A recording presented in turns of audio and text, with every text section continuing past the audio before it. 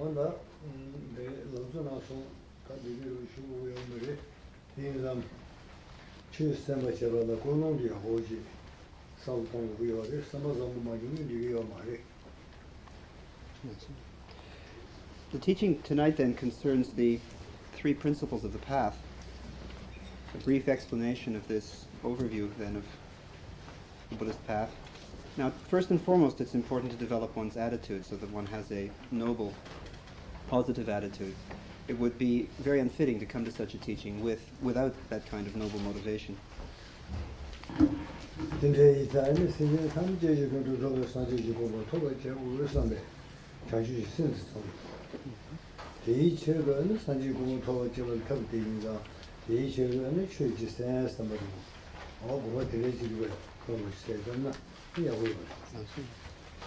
That is to say, the correct attitude is that one is requesting and receiving this teaching for a very specific purpose, that one intends to attain full and complete enlightenment, Buddhahood, for the benefit of all sentient beings. And that in order to effect this end, to attain this state of enlightenment, one is requesting and receiving this teaching. So that is the correct kind of attitude to have when coming to such a teaching.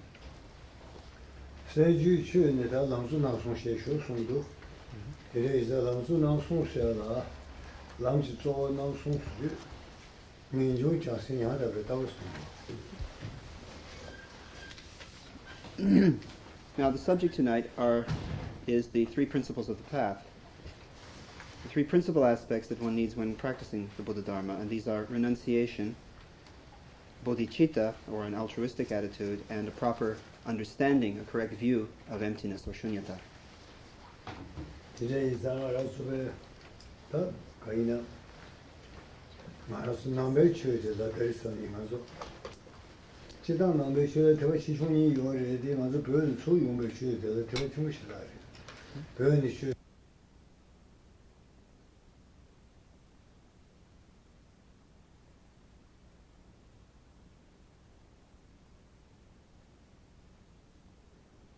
The Buddhist tradition, in a greater sense, a broader sense, we can speak of different levels of practice, different levels of Buddha Dharma, such as the Hinayana and Mahayana.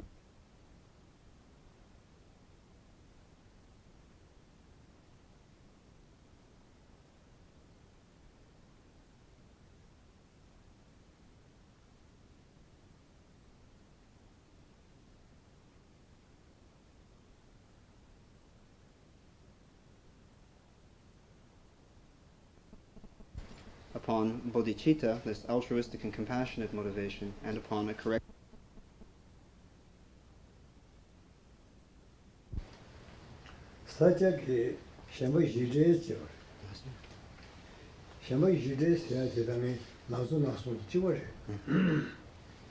In the Sakyapa school, for example, the particular cycle of teachings is known as the parting from the four attachments. But the content of these teachings is exactly the same as speaking about the three principles of the path.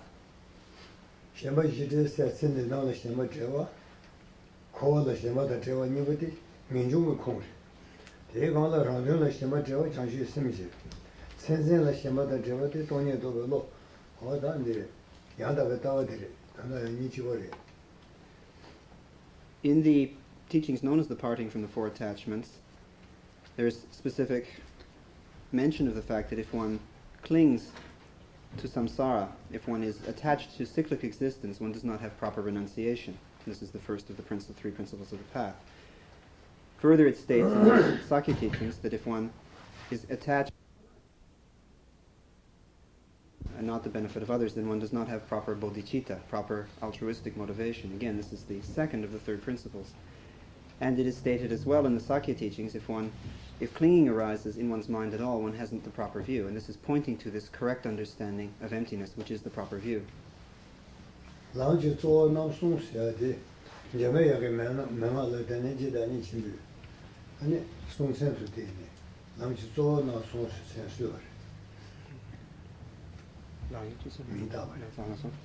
Now, the particular formulation of the teachings then that we're speaking about this evening are known in Tibetan by this title, the three principles of the path. This is the traditional title that has come to be affixed to this particular cycle of teachings. and not to tell another this one. Tenju Nika Sella Long Mava, Yang Sam, City Nashi, those from your Chesa Tineka, Cho Medava Saluton, Cindy Shema de Logo, yes, Ali, well, Minjong 100 of this on your head. To begin with, in order to develop proper renunciation, it is necessary for the student to contemplate the human existence in which they find themselves and the freedom and opportunity that this offers them for spiritual practice. Furthermore, it is necessary for the student to become aware of death and impermanence as a factor in our experience. When one has thoroughly understood these two contemplations, the precious human existence with its opportunities and freedom, and death and impermanence, the impermanence of that precious human birth, then one has laid the foundation or established the preliminaries for true renunciation to arise.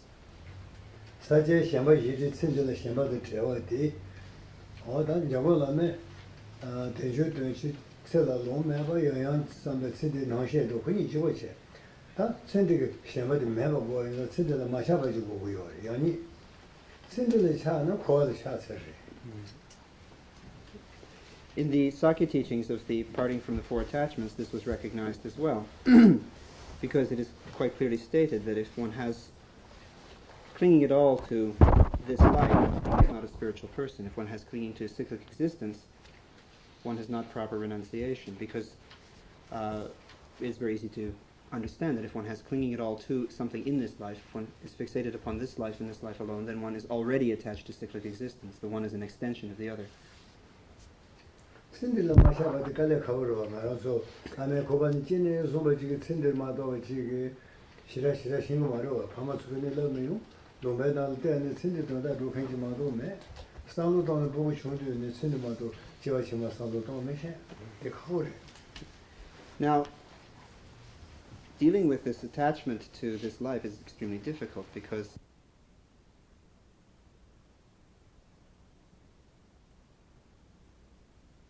have been concerned only with this life and the things of this life.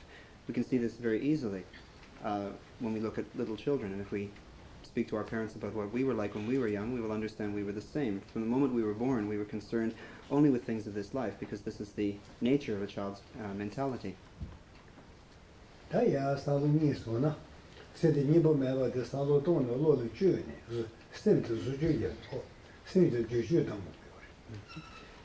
So it's only natural that the mind only pays attention to things of this life and does not concern itself with what is beyond death, future states of existence. But this is something we need to encourage our minds to do. We must force our minds to face what is beyond this life and not remain preoccupied with this life alone.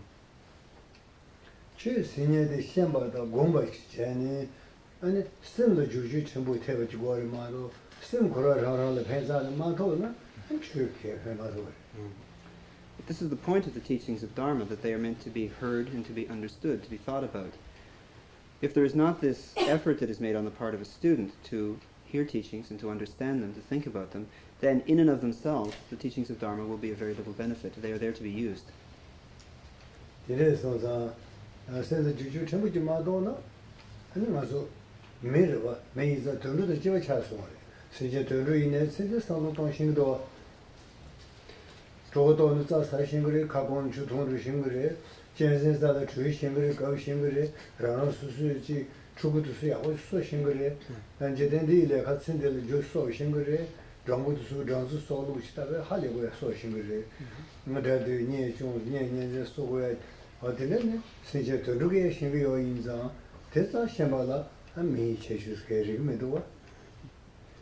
Now, this is what distinguishes us as human beings from other states of existence, such as that of the animal realm. As far as being able to accept and deal with this life, animals are equally well prepared as human beings. We can see in the animal world around us that animals know how to care for themselves, fend for themselves. They know how to find food when they're hungry. They know how to find water when they need to drink. They know how to defend themselves or to flee when they're threatened by other animals. They know how to take care of their young. Some of them are quite clever and extremely ingenious in the way that they relate to the world in this life. But what distinguishes a human being from an animal is that a human being can think about and prepare for something beyond this life. If we don't do this, then we're not making use of the human potential and are really in the same position as animal forms of life, which are very capable of dealing with this life and this state of existence. 대장 알아서 상도이 최소로 되는데 돈도 자지 마죠나 매지 하시네 강관이 수는 거 하시 저는 강관이 수는 더 지워 차려 저 상도다.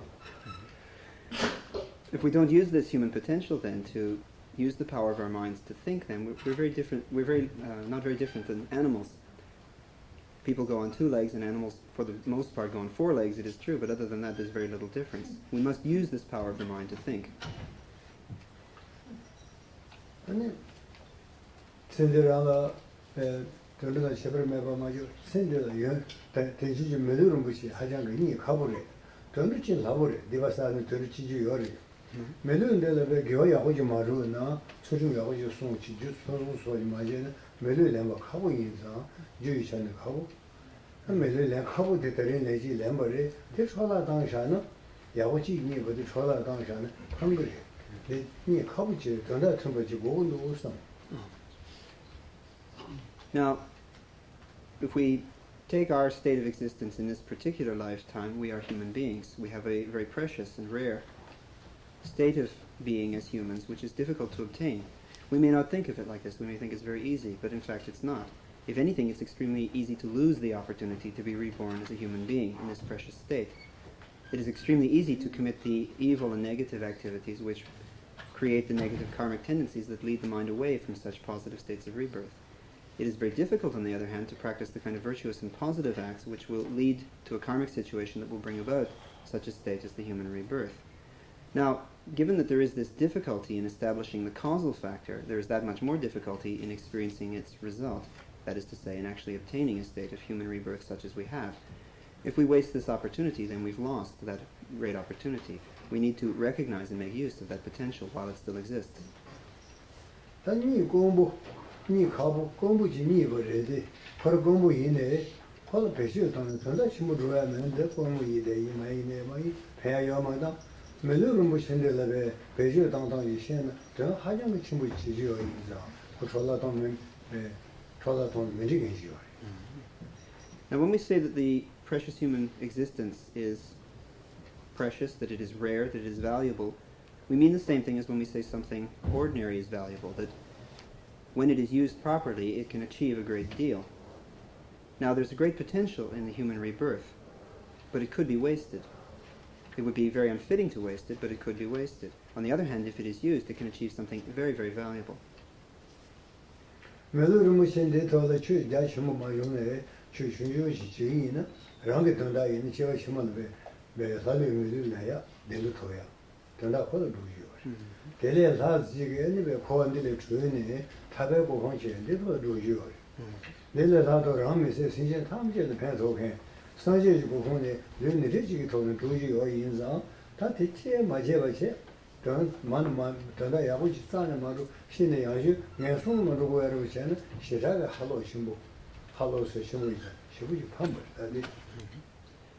Now, in the situation of a human being with this precious state of existence, it would be possible to take a very selfish and very short-sighted view of the situation and simply work to achieve a higher state of rebirth. This would be possible. The person could achieve a higher state of rebirth among gods or humans in the next lifetime. Perfectly possible, but this is a very narrow or very small use of the potential. One may choose to go beyond that and actually strive towards liberation, though simply for oneself, and this again is something which is perfectly obtainable within the context of the human birth. One may go beyond that, however, and take the most excellent path, which is that of liberation not only for oneself, but for all sentient beings. And this one can definitely achieve with the precious human existence, and this would be the greatest victory that one could achieve with this state of existence, to strive towards universal enlightenment. On the other hand, it is perfectly possible that one may experience defeat, one may waste the opportunity. One's life may be spent in evil, negative, non-constructive activity, and this will lead the mind to lower states of rebirth. This is perfectly possible as well.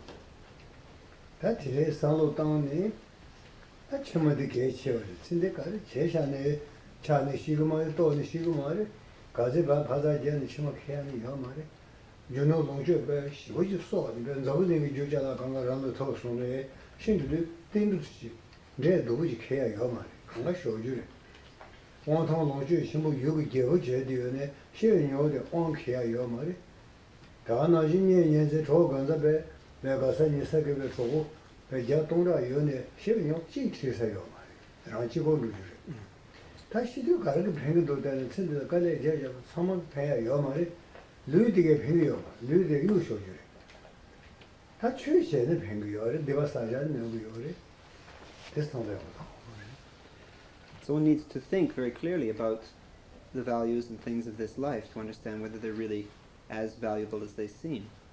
Because however long-lived, however healthy, wealthy, famous, powerful, influential one is in this life, one can't take any of that with one at the moment of death.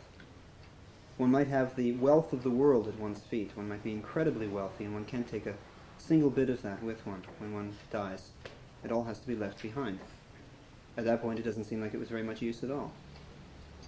All that one has gained influence over, all of that must be left behind.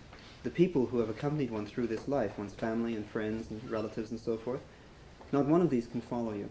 One must die alone. So on that level, on a more ultimate level, none of the things of this life can be seen to be so intensely valuable, because all of them must be left at the moment of death.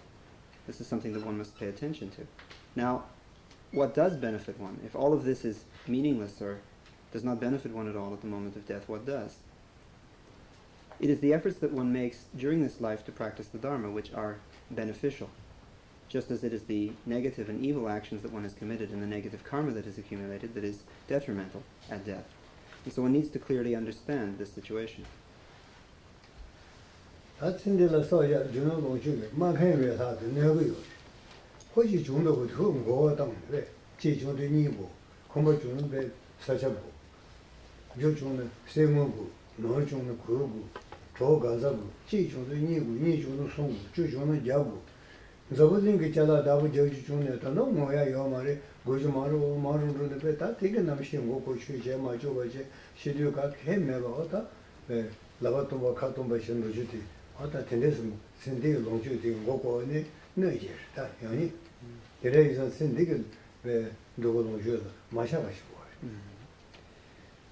Now, it is not simply that one should regard the wealth and the accomplishment and so forth of this life as neutral. It can actually be very detrimental, because we all know that there is a continual need to accumulate and to augment that which we've already achieved. As soon as we make a certain amount of money, we want to make even more. As soon as we've acquired one thing, we want two of them. As soon as we've bought a house, we want another one, so forth. And on it goes. One is just never satisfied. When one has one wants two. When one has two, one wants five. When one has five, one wants 10. When one has 10, one wants 100, and so forth. It just accumulates. And one can spend one's entire life chasing after these things and being confused by this needless or meaningless search. Because in fact, when you die, you go empty-handed, you go naked, you go without taking a single one of these things with you. Even the body itself is of no benefit at that point. And so none of these things are, ultimately speaking, that meaningful.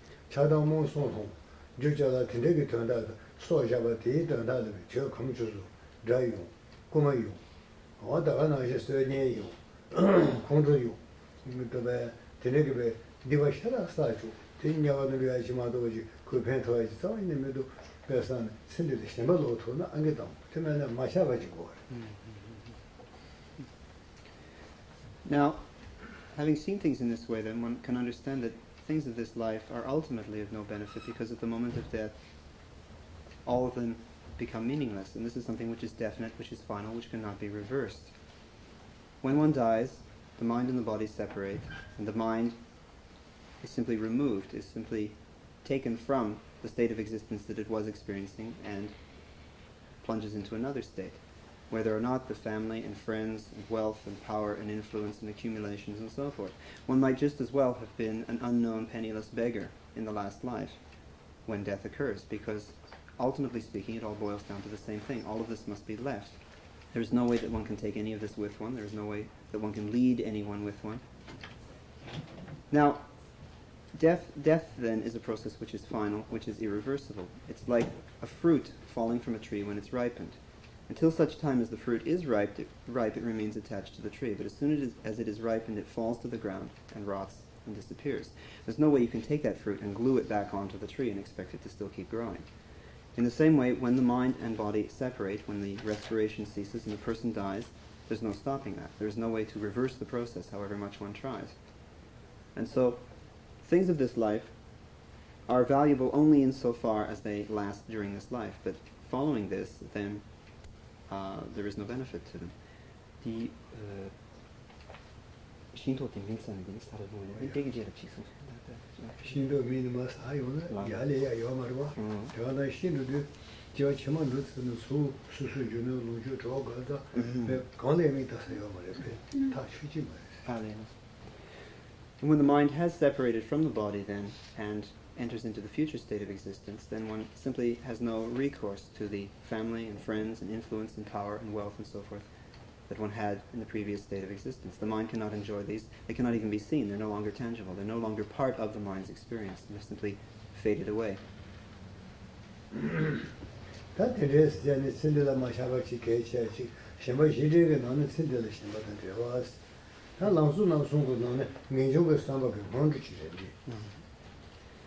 This is why it is important to develop an attitude of non-attachment to this life. One at least can develop an attitude of not being fixated or obsessive about these things, but ideally one could become completely detached or completely unattached to the things of this life. Now, in the Sakya tradition of the parting from the four desires, this is the first of the partings, that one parts from desire or attachment to this life in order to become a spiritual practitioner. And this is the first, shall we say, the preliminary for the first of the three principles of the path, that of developing true renunciation.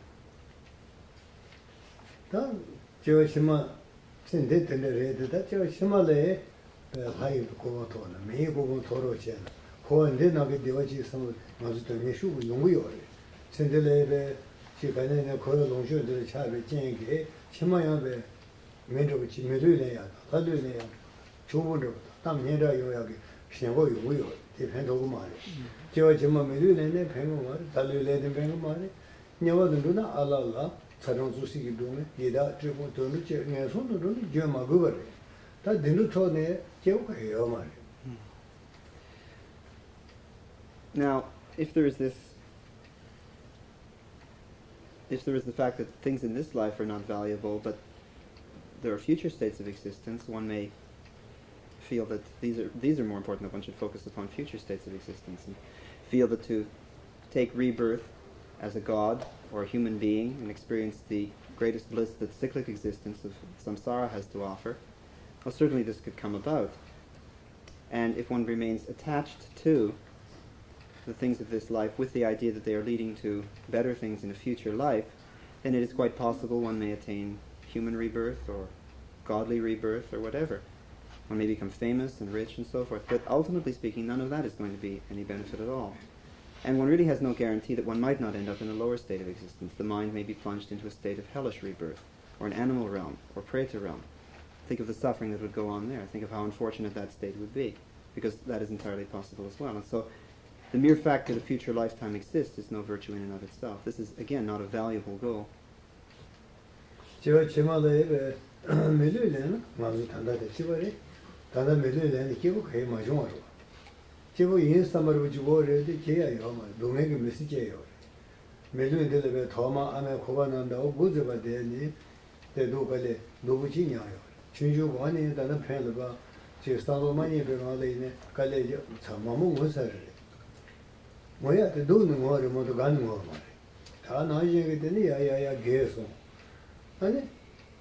영성 손에 되니 배수순 되베 뭐 많이 만들 거 찾아 지나 장리에서 지장 배 토되니 많이 버시지 지금에서 제거리 매수당 수인의 생각 많이 버시게 진도된 세고야 단다 두고야 샤다 매르들이 요래 고바나라도 매 마슈 요래. Now suppose one were to attain a state of human rebirth in the future. Well, then one would be in exactly the same boat as we all are now. If you think the human rebirth is all that happy, just take a look at your experience in this life. From the time you were conceived in your mother's womb, from the time the fetus began to grow, the physical body began to grow, and you were born and grew up, and so forth, life has been a struggle. Now as you get older and approach old age and death, things are still a struggle. There is always something you don't wish to be in contact with that you are. There's always something that doesn't quite work. There's always something that's a little bit wrong and not quite working the way one would like it to. Each and every person experiences this dissatisfaction of the human birth. It is not any kind of ultimate or worthy state of happiness. There is always something that doesn't quite work. There is always something that is not quite right about the human state of rebirth, regardless of which human being we're talking about. Because there is all of this unwanted suffering as the central experience to being human, that alone is not the ultimate goal.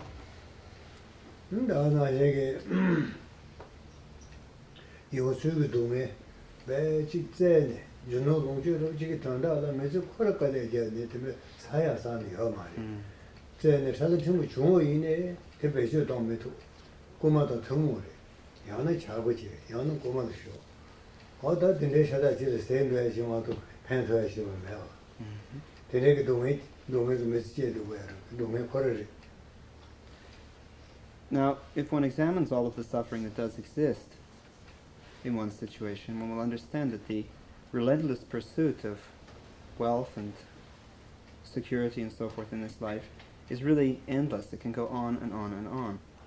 And ultimately speaking, there is no benefit.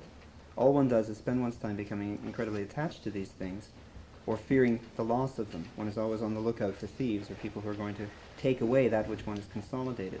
And this goes on and on and on. It's an inexhaustible process to which there is absolutely no benefit. One can waste one's life chasing after these things.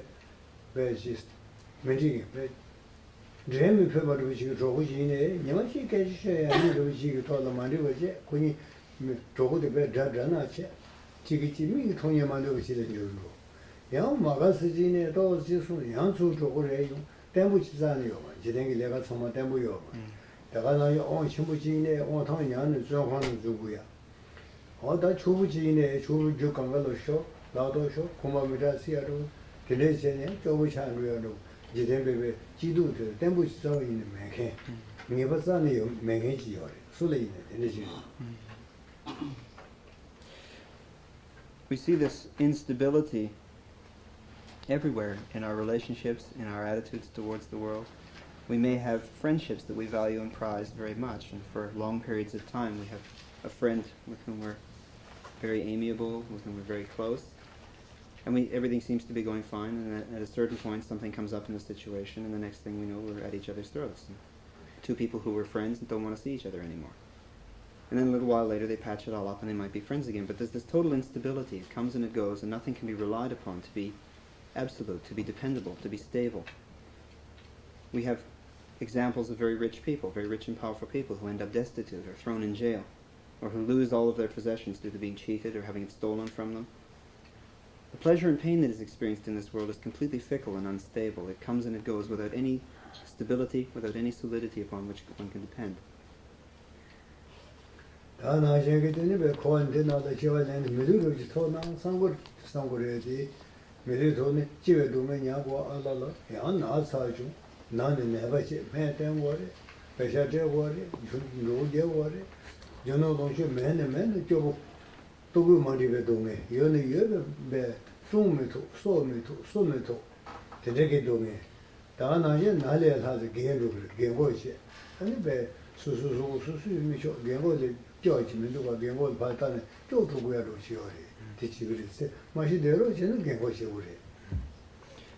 And so if we think that merely taking another state of existence has anything valuable to offer on an ultimate level, we should think again.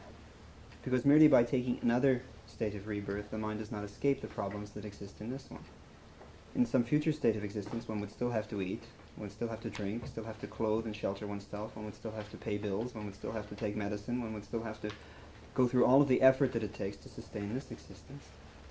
So there is a suffering which comes about, of course, through not having things, through being destitute, but there's also a suffering that comes about through having those things. Merely to have something is not to have eliminated the problem, because having can be as much of a problem as not having. And so, when one is merely fixated upon this life and in future states of life within the cycle of rebirth, one has not escaped the problem, one has not found anything of ultimate benefit.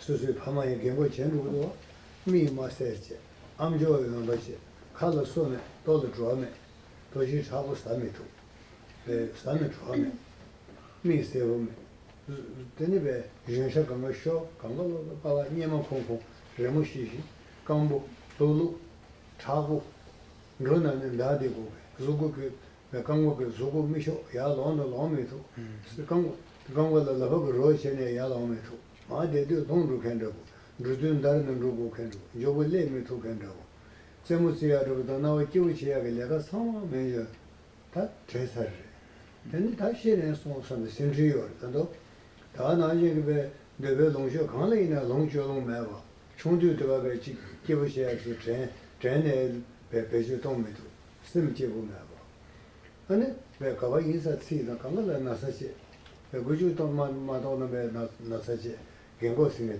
교요 게베도 매 아마도 마시로제는 강글로가 상그레 신가 그말에 마시로제는 게베도 매도 고어 대마케 가원로 게모 마지로 마시들 사람 말에. Another thing we need to take into consideration is what it's like to grow old, because having found ourselves in this state of existence, we are aging continually, and we approach old age and death continually. We can see this around us. We see people growing older. We see our parents, for example, growing older on us, and they begin to go blind, they begin to go deaf. They can't eat properly. Whatever they eat doesn't seem to suit them, doesn't seem to digest well, and their body rejects it. They become lame or weak. They can't get around like they used to. They can't sometimes even get up off their bed. They just lie there weakly. If they can get up, their legs shake, and they have to go very slowly, very carefully. They can't play and work and be effective and active as they used to. When people grow older, they also, of course, begin to fear death very much, and it's constantly haunting them. They find that they can't have things as they wanted to have them before. They may have the wish or the desire to have something, but they can't implement that wish the way they could before. Their body begins to fall apart on them, and they begin to get all kinds of diseases and complications and things wrong with them. Now, this suffering of aging and old age is something we all must face. Nobody wants to face it, but we have to face it. We have no choice. We're in a situation where we simply grow older constantly, and we must accept the fact that we are approaching this suffering of old age, whether we like it or not.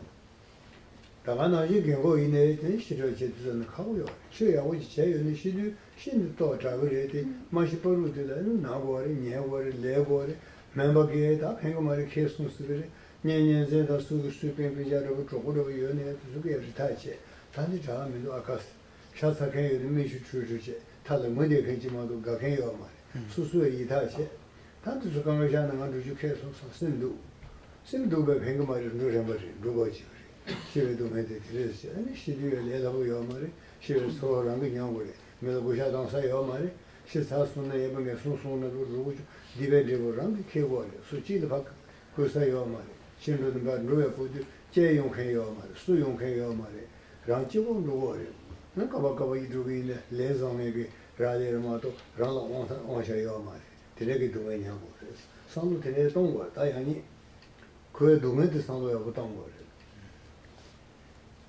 Now, it is not simply the case that one has to experience aging. One also experiences disease and death as part of the human experience.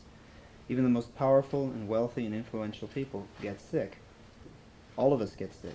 From time to time, our body goes through these states of disease, and we experience not only the physical pains of the disease, but also the mental torture of having to go through this unwanted process of being ill. And then, of course, there's death, which we all must face. Whether we like it or not, we will die at some point in the future. Now, while some practice of Dharma that we have done in this life is ultimately beneficial, the actual experience of dying is not something that anybody would want. It's something that one must go through, but it's not something that anybody would want. There is the extremely painful and traumatic experience of being in a state where one grows older, grows sicker, and eventually approaches the end of one's life. The doctors give up hope. One's family and friends simply sit around feeling sorry for one and lamenting and mourning the fact. And one simply has to approach the process of death alone. There's nobody who can go with one. There's nobody who comes to meet one. At death, one goes alone to death. And the only thing that is relevant at that point is that the results of one's negative karma that has been accumulated in this and previous lifetimes becomes very valid and effective at that point, and one experiences the results of that. One has really no control. It is the karmic situation which dictates the process of dying and the after-death experience of the mind. We do not have a great deal of control in that situation at present.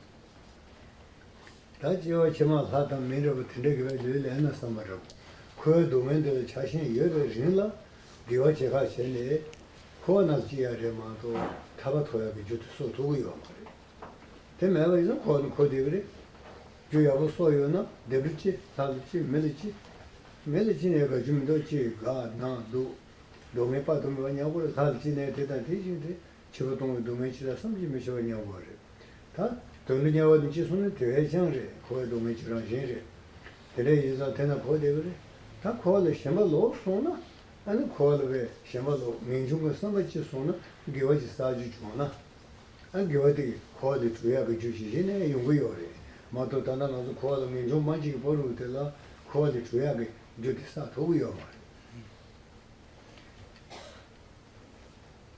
As far as future lives are concerned, if we still fixate upon the idea, well, perhaps I could find a human state or a godly state of rebirth, and so we behave well, practice virtue, and develop positive karma, but we still have this clinging to the cycle of existence, then we have not established a basis for true liberation to take place. There is an infallibility. If we establish the proper cause, the proper result will arise. We may attain rebirth as human beings, but then what of that?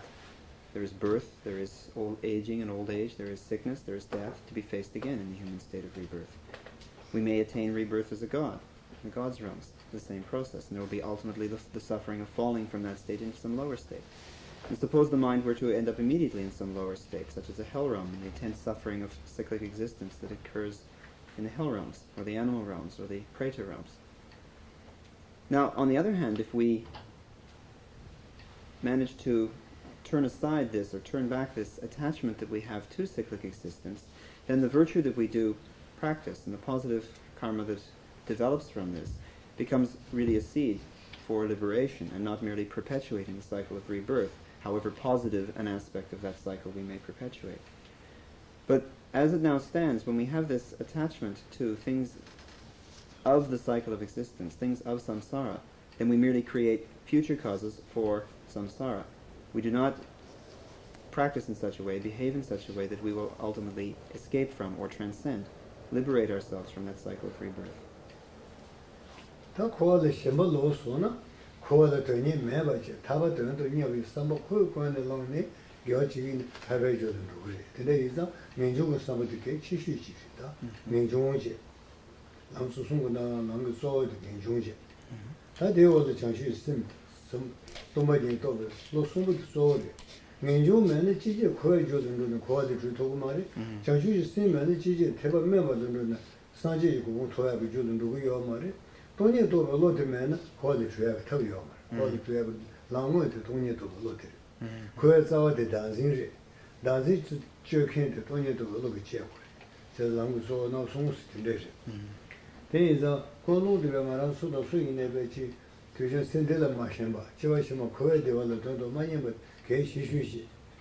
Angarazuka in a Chigonja, Robin,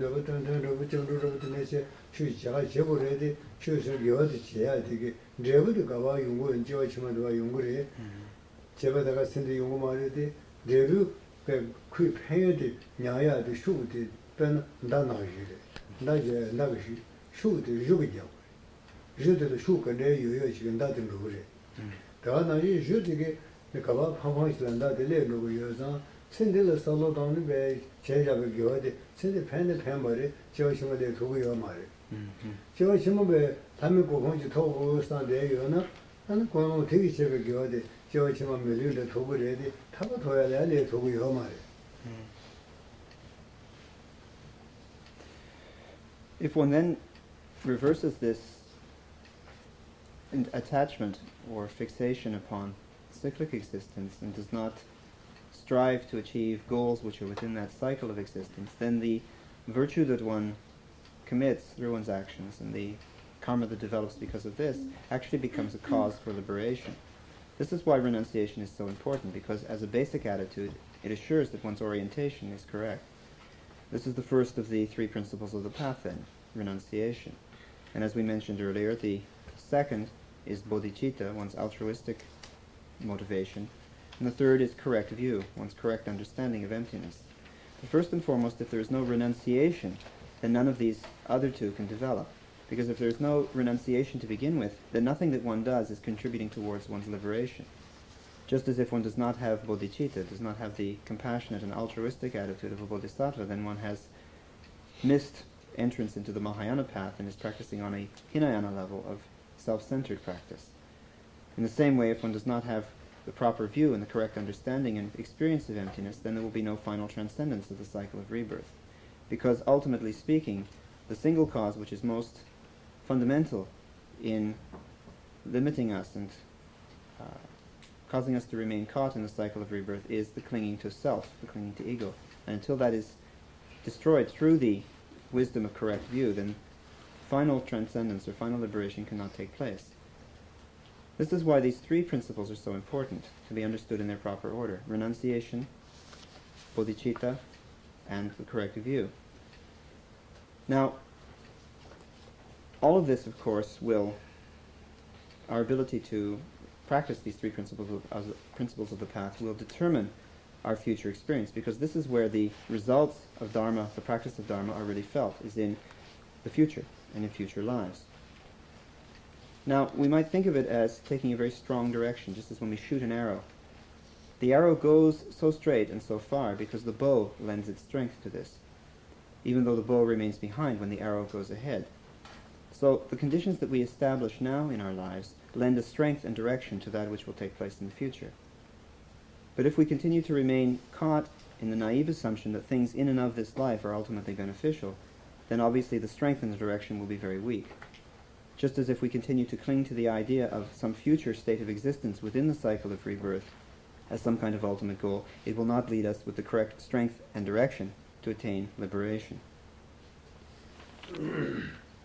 Today is the quality to some quality minjung ju na, and we start give quality to yabi quality to taba to jori da quality to. Since tamje go do sanje tojo bi janju sim juma ji ju na. And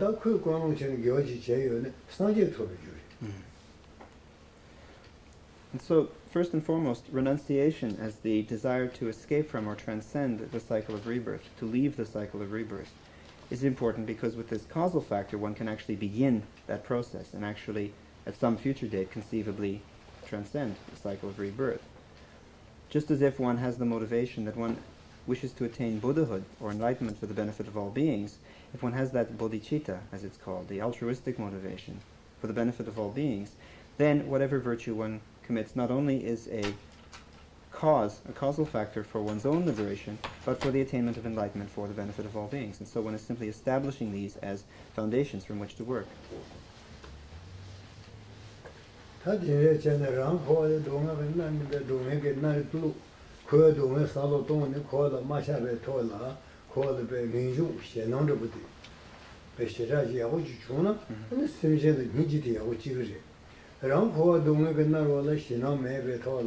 단도 그 무슨 소리지를 왜 예매 지금이나 생전에 왜 니지 지로 위치서 왜 요요로서 영화를 대사 아니면 하고 공부. Also, if one is able to really think about and understand the sufferings of samsaric existence, what it is like to suffer in the cycle of existence due to the difficulties of birth, and aging, and sickness and death, the difficulties of maintaining, feeding and maintaining a human body, the difficulties of all of this, if one is able to really be aware of all the sufferings of samsara, not only does this make one revolted or disgusted, it's almost frightening to see the limitations and suffering that are part of this state of existence, but also it arouses one's compassion for others who are in the same state. And so renunciation leads to bodhicitta, leads to a compassionate and altruistic motivation. On the other hand, if one simply is very casual and nonchalant about things of this life and doesn't really look at the suffering that is there and continues to have this very blind attitude towards things, then one will never develop sufficient revulsion in one's own situation to lead to a compassion, a really authentic compassion for other beings. And so one leads to the other. The quality of renunciation leads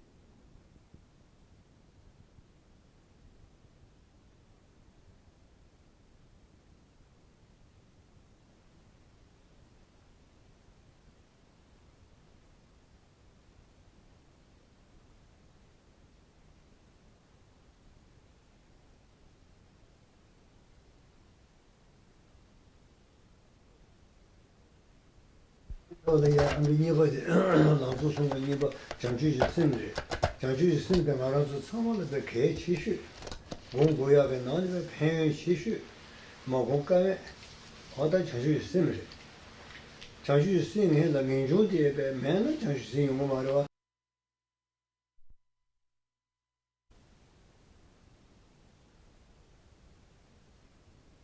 어디야 니버지 나도 손에 니버 장주지 심리 장주지 심리가 말아서 처음에 개 치슈 공고야게 나는 배 치슈 뭐고가에 어디 장주지 심리 장주지 심리가 민주주의에 매는 장주지 심리 말아 민주고 대사는 장주지 심고 장주지 심고 공부하는 싫어게 전부 인사 야고지 주로 전에 상제도를 저게 전부 주문에 전해지고 야가지 마존에 저주신 것도 또 전리 머리로 존에 코하로 님이 이거야 요 말에 자말이 손에 거들 팽해요 야고 손에 팽해요 저주 쓴 공부해야 되는데 괜히도 그렇지 그에 괜히 걸어오는 하고 싸니 요 말.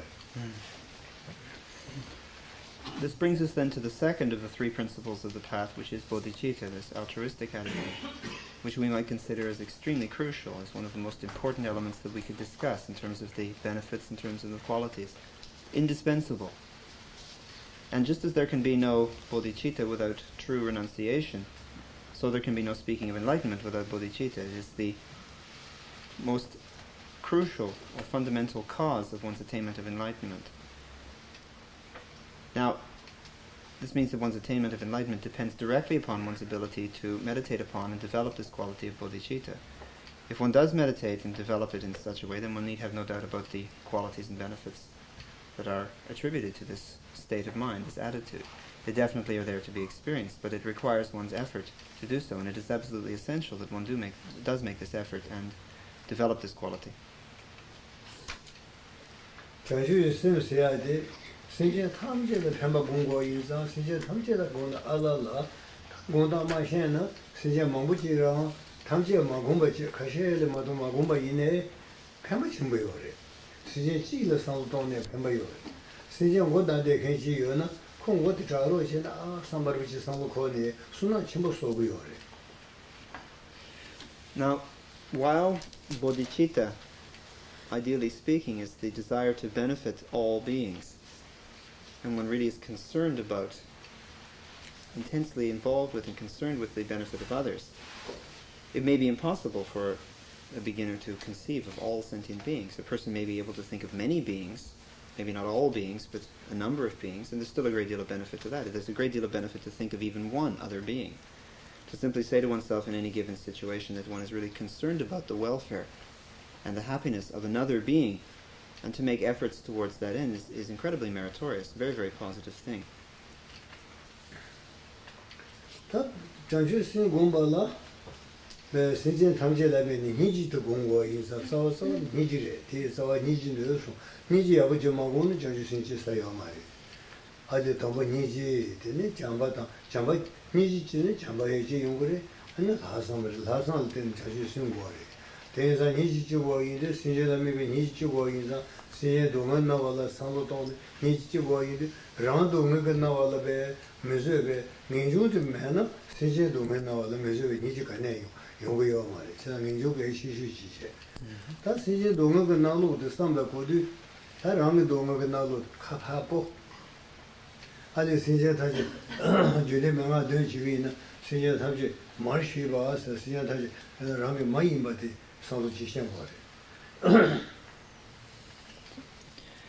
Now, in order to meditate to develop bodhicitta, the most basic quality of mind which one must develop is compassion.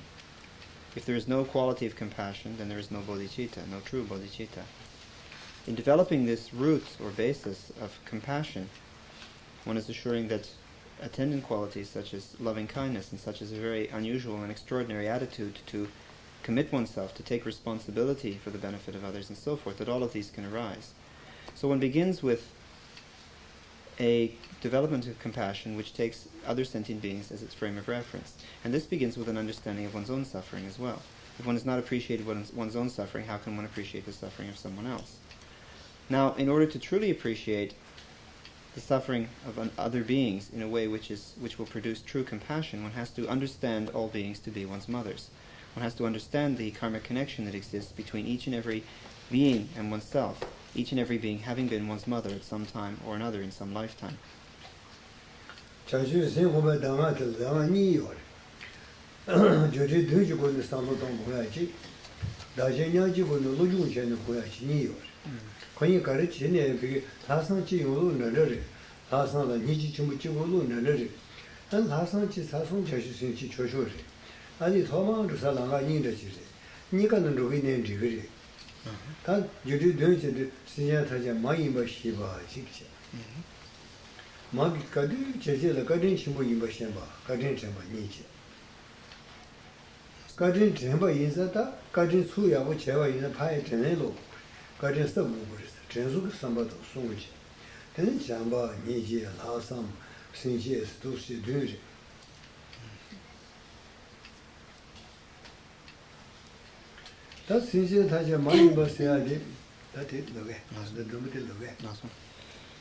Now, there are traditionally two different methods for developing bodhicitta, though it does not really, ultimately speaking, matter which tradition one follows. Both of these are geared towards developing this very unusual and extraordinary attitude in the person, which is founded upon an intense compassion for other beings, and gives rise to the true attitude of a bodhisattva. Now, on the one hand, one may develop it through a sevenfold process in which one first understands all sentient beings to be one's mothers, that one has this karmic connection. Now, following this first step, one understands, through recalling the kindness that one's own mother has shown one in this life, how kind those beings have been to one at some time or another. The third step is that one actually develops a sense of gratitude, that one wishes to repay that kindness that has been shown to one. And this leads to the development of true loving kindness, of really authentic compassion for beings, and this gives rise to this unusual attitude to take responsibility for the welfare of other beings, which leads to the actual commitment or attitude of the bodhisattva.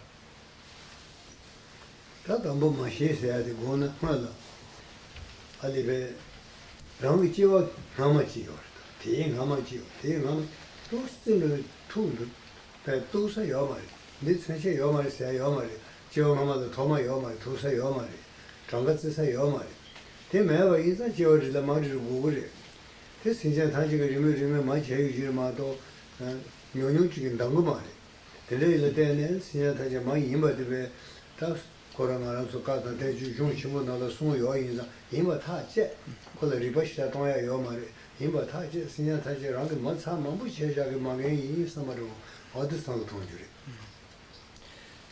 First and foremost, then, in understanding that all beings within one's mother, one understands that previous to this state of existence, there was a lifetime in the past, and previous to that, there was a lifetime before that, and previous to that, there was a lifetime before that. If we attempt to find some beginning to this continuity of mind from one state of rebirth to another, we can't find it. There is no beginning to it. There's no number to the different states of rebirth that our mind has experienced in the past. And just as we required a mother in order to come into this life, we required a mother in all of those previous states of existence. And so infinite are the previous states of existence that the mind has experienced, that it will be impossible to say that only a few sentient beings acted as our mother at one point or another. All sentient beings have at one time or another been our mothers at some point, at some lifetime, perhaps in the infinite past, but at some point or another there has been this connection. This is something that we can be certain about. We see it described in the scriptures of the Buddha Dharma, in the commentaries that have been written upon these scriptures. This is something that we can develop in our own experience, an awareness of the previous karma connection that exists between us and all beings. This is something that we can take as absolutely real, that it is the fact that such a connection did take place.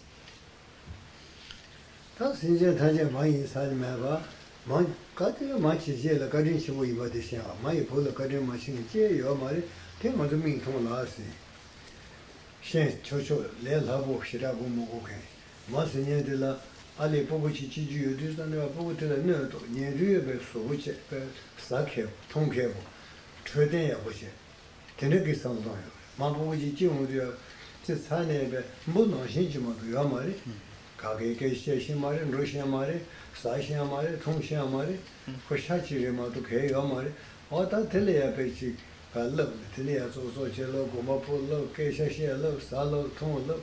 Mais c'est sans dire amène soir moi je suis là même là Terezo ane pezo botile ale beshira susu le za chero chene penado shido bonawale ronawa ga boshio ranshio ga chene be odene ke sanlo bomato sanlo jome kero chene jone ane ame me je jone kari terezo tene pe juno lo je do zu yo be Tvaya Chusha, Beshava, Kangolo, Juma, Supu, the Jeji Juna, Pambo Mava, see Jenny, Puitana, the Kali Tuzi, Amichilu, Tana, Shingarvat, Magadin Chimui, Basilikum.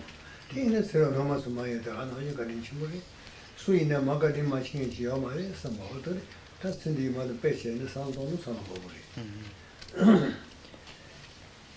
Now, having understood all beings to be one's mother, one begins to appreciate also the role of one's mother in this life. This is something that is fairly easy to see, that ideally the role of a mother is entirely supportive and beneficial to the infant. This is something that we can see in the world around us. We don't have to think a great deal about this. It makes perfect sense. We see how parents take care of their children, particularly how mothers, because they carry the child in their womb, they give birth to the child. And when the child is born, the child is like a little bug. It doesn't know how to walk around, it doesn't know how to talk, it doesn't know how to get itself things to eat and drink. It's totally helpless. But the mother doesn't care that there's this helpless being without any positive qualities to speak of, just there to be taken care of. The mother teaches the child how to talk, how to walk, how to eat, how to drink, how to take care of itself. All of this is due to principally the mother's influence. And we can see that mothers care about their children in a way that beings do not ordinarily care about other beings. They put their child's welfare before their own. Their feeling when the child is ill is, I would rather be ill than my child. If only I could have this illness instead of my child. Or if their child is dying, they would think, if only I could die in his or her stead.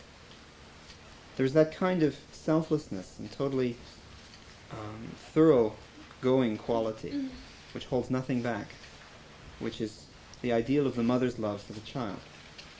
And this ideal, or this model of mother love, is something that we can apply not only in this life, but to all those previous states of existence in which each and every being has been our mothers. At some point or another, in the past, we have received that same kind of selfless, total dedication from each and every sentient being as we have from our mother in this life. And so this serves as an example or a model for us to understand not only that we have this connection with other beings, but that we have received a great deal of benefit through it.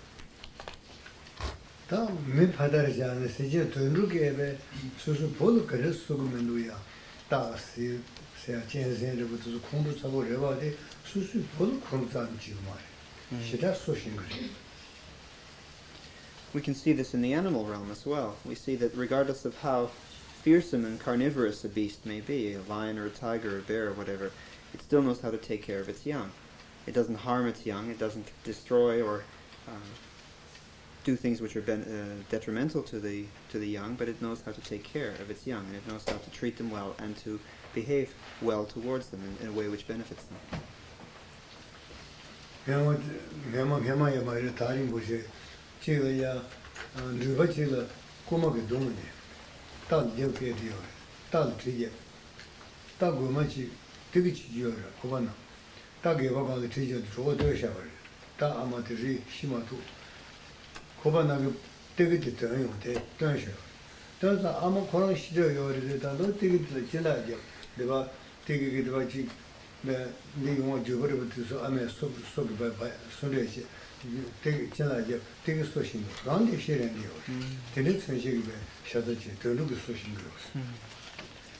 To give an example of how even an animal knows how to take care of its young, there's one example which is a story actually related in the Tibetan tradition of a man who had a horse, and at one point the horse was stolen, and the person who stole the horse treated it very badly. Now this was a pregnant mare, and the mare was just about ready to give birth to her foal, and the person who had stolen the horse for one reason or another killed it, and it killed the horse by stabbing it.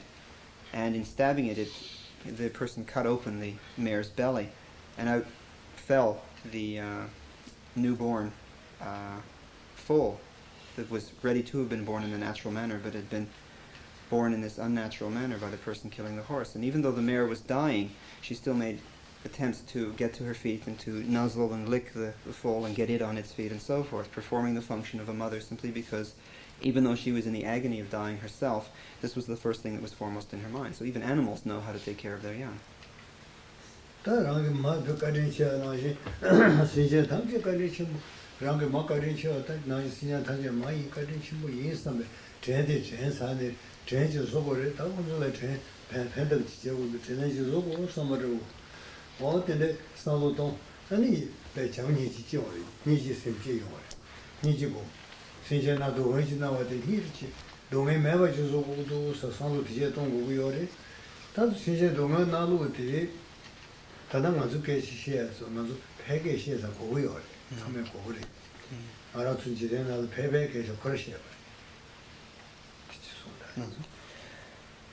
Now, having understood how kind our own mother has been gives us an idea of how kind all beings have been to us at some point or another. And this allows us to develop real gratitude, to acknowledge and be grateful for the kindness that has been received at some point or another from each and every being, and also to resolve to repay that kindness. It's on that basis that we can develop true compassion, to see other beings with an attitude of compassion, and to think to ourselves how worthy they are of my compassion. I owe it to them to rid them of their suffering.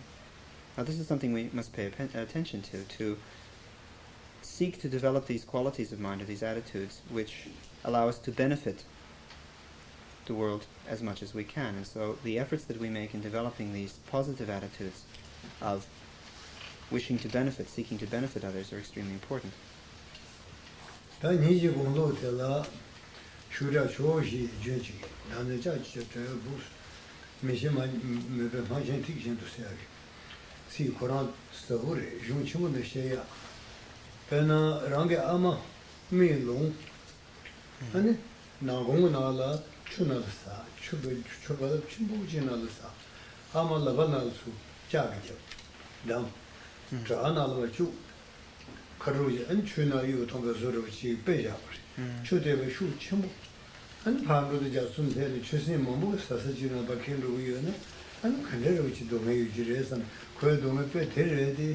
Te shegi dan pede, kokhaz chiri, ta yung chimu nala yore, nere, shura cho ji junji chiri siyade, shu jabu chude dan, cho ji pejaburi, cho ji siyade,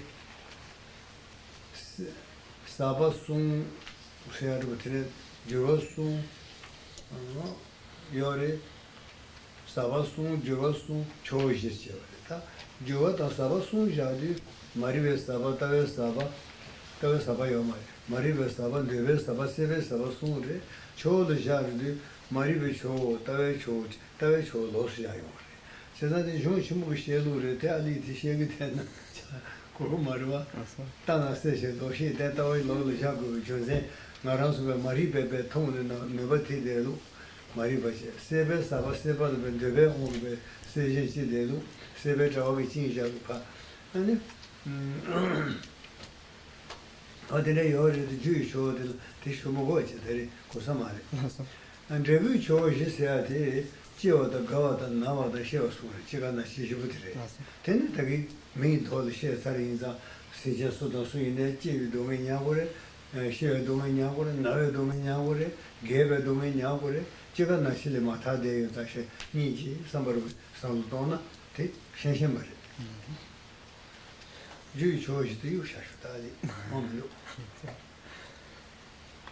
Now, there is an example or a traditional model which is presented for developing compassion, which is explained in many of the great texts of the Indian Buddhist tradition and the commentaries upon them. It's an extremely powerful and very direct image, very highly symbolic as well. And one is encouraged to think of one's mother in this life in a particularly tragic situation. One meditates that one's mother is blind, that she has been blinded, that she has been bound hand and foot, and that she's been thrown into turbulent water, like a huge ocean or lake that is disturbed with waves tossing on the surface, and one's mother has just been thrown, bound hand and foot, blind, and thrown into this turbulent water. Now there's a great deal of symbolism behind this, the choosing of this particular image, which is to be brought to mind in order to drive home the situation in which other beings, all sentient beings, find themselves.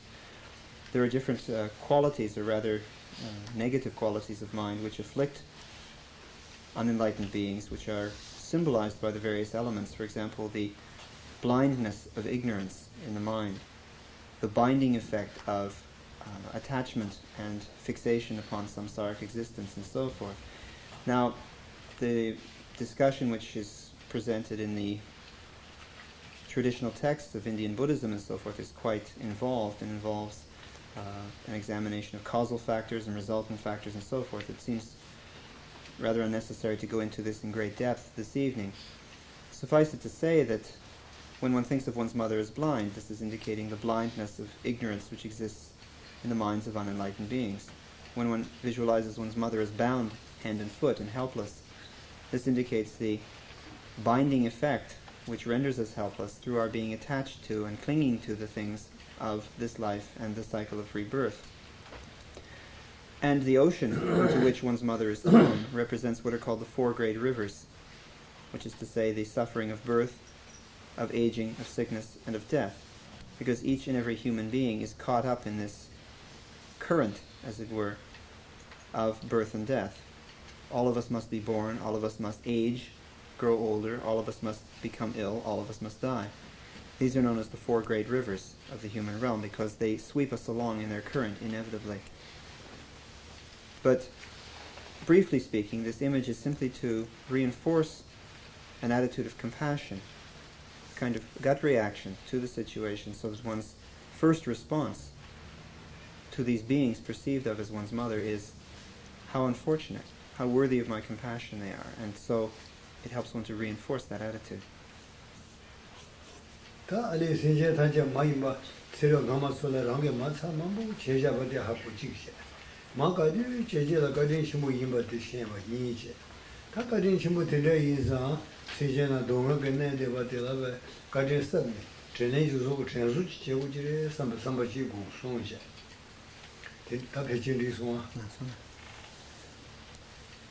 대공 요도 세제 사제 많이 임바다에 가진 친구 임바 상용도 동의가 나와 니지랑 오면 뭐 지용 그래.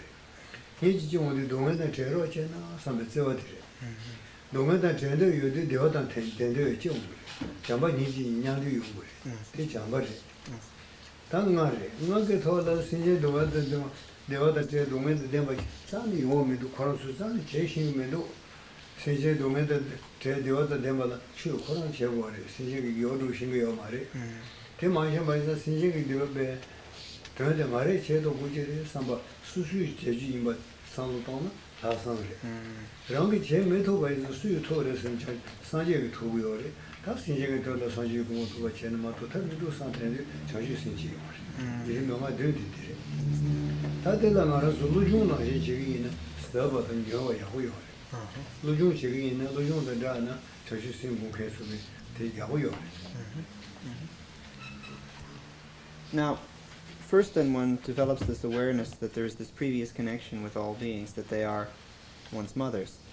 Secondly, one develops an awareness of their kindness that has been shown at such time as they did function as one's mother.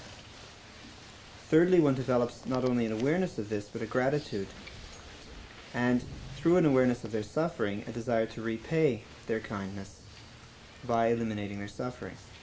Now this leads one to two qualities which are respectively compassion and loving kindness, which develop more or less hand in hand.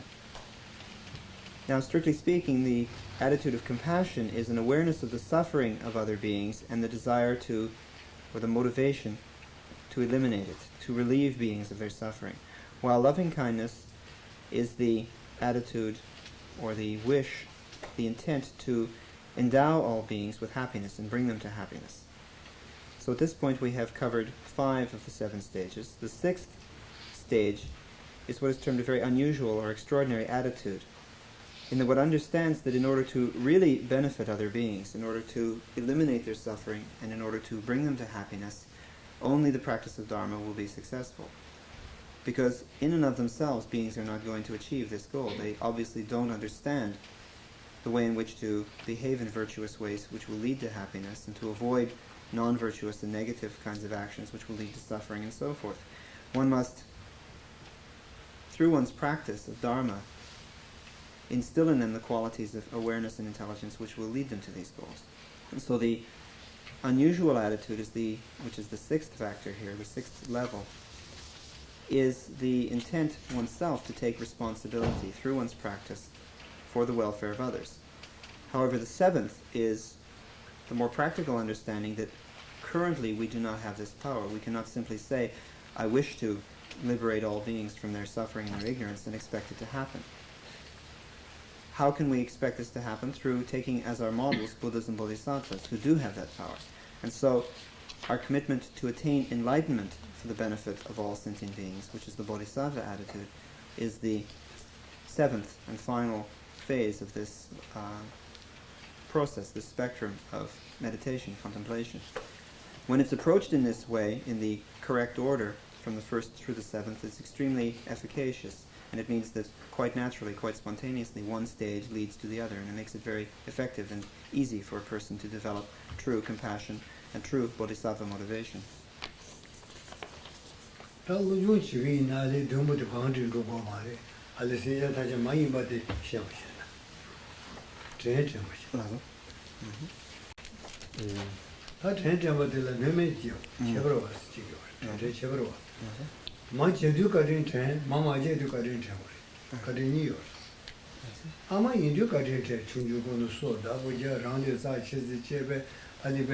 아메 봉치다 동배데 나게 몇 삼원에 랑고 가이체니베 사치무제 소요가데다 마치 되게 가지지 템마 마마제 되게 가지 틀리셔지요 그러나 말아서야 로바디게 메수데 가지 미신이 지요 마기 가지 중요하대 마치래요 센들이잖아 템마 이베 가지 중요하대 알리 말아서 또 사주 골로파야 되세 강바 간사치 되면 뭐 쇼지로 하셔야 가르치셔요. 아니 또 있어요. 지금 내 있어요. 내 바로 공부한다라. 매저라 뭐 가야죠. 가시 소토, 가시 가야죠. 내 바로 공부 제발라. 아니 시가 zu고래. 출루고래. They show the Muslim to Shigre. Akale Yogure, Sun Togure, Yakigure, Levachigure, Nogure, Nongure. About Cage, some sisters, such was on this the Togo Sujima to the Hameva, Sija Mamuchi Roche in the Leo. Tata Anaje, Kano Samton and Teneria, although Nagachi would never in a Sija Mamuchi Lavachi. Tenere Samton Bear, Togo Bear, Susu does Kongore. Tanashi and Rosa Langa, Sense de Buya, the Sija Mamuchi Zoni, Chuyin Pachusa and Rumo Chukalachi, Sija Mamuchi Zoya, Petu Sija, Modern Mamuchi. Mazo Karin Changyo. This Santona, Sijan, the Karin Tame, San Luisa, Sija Karin watching a teacher make energy, San Pujio, or this song. Now, there is another way in which one can develop this awareness of the kindness of other beings and the intent to repay it, and it does not necessarily rely upon this example of one's mother and viewing all beings as one's mother, but simply understanding the cause and effect relationship of the world in which we live. So that one really understands that the fact that one is in the situation that one is in now is due to the kindness, often unseen and unacknowledged, of many other beings.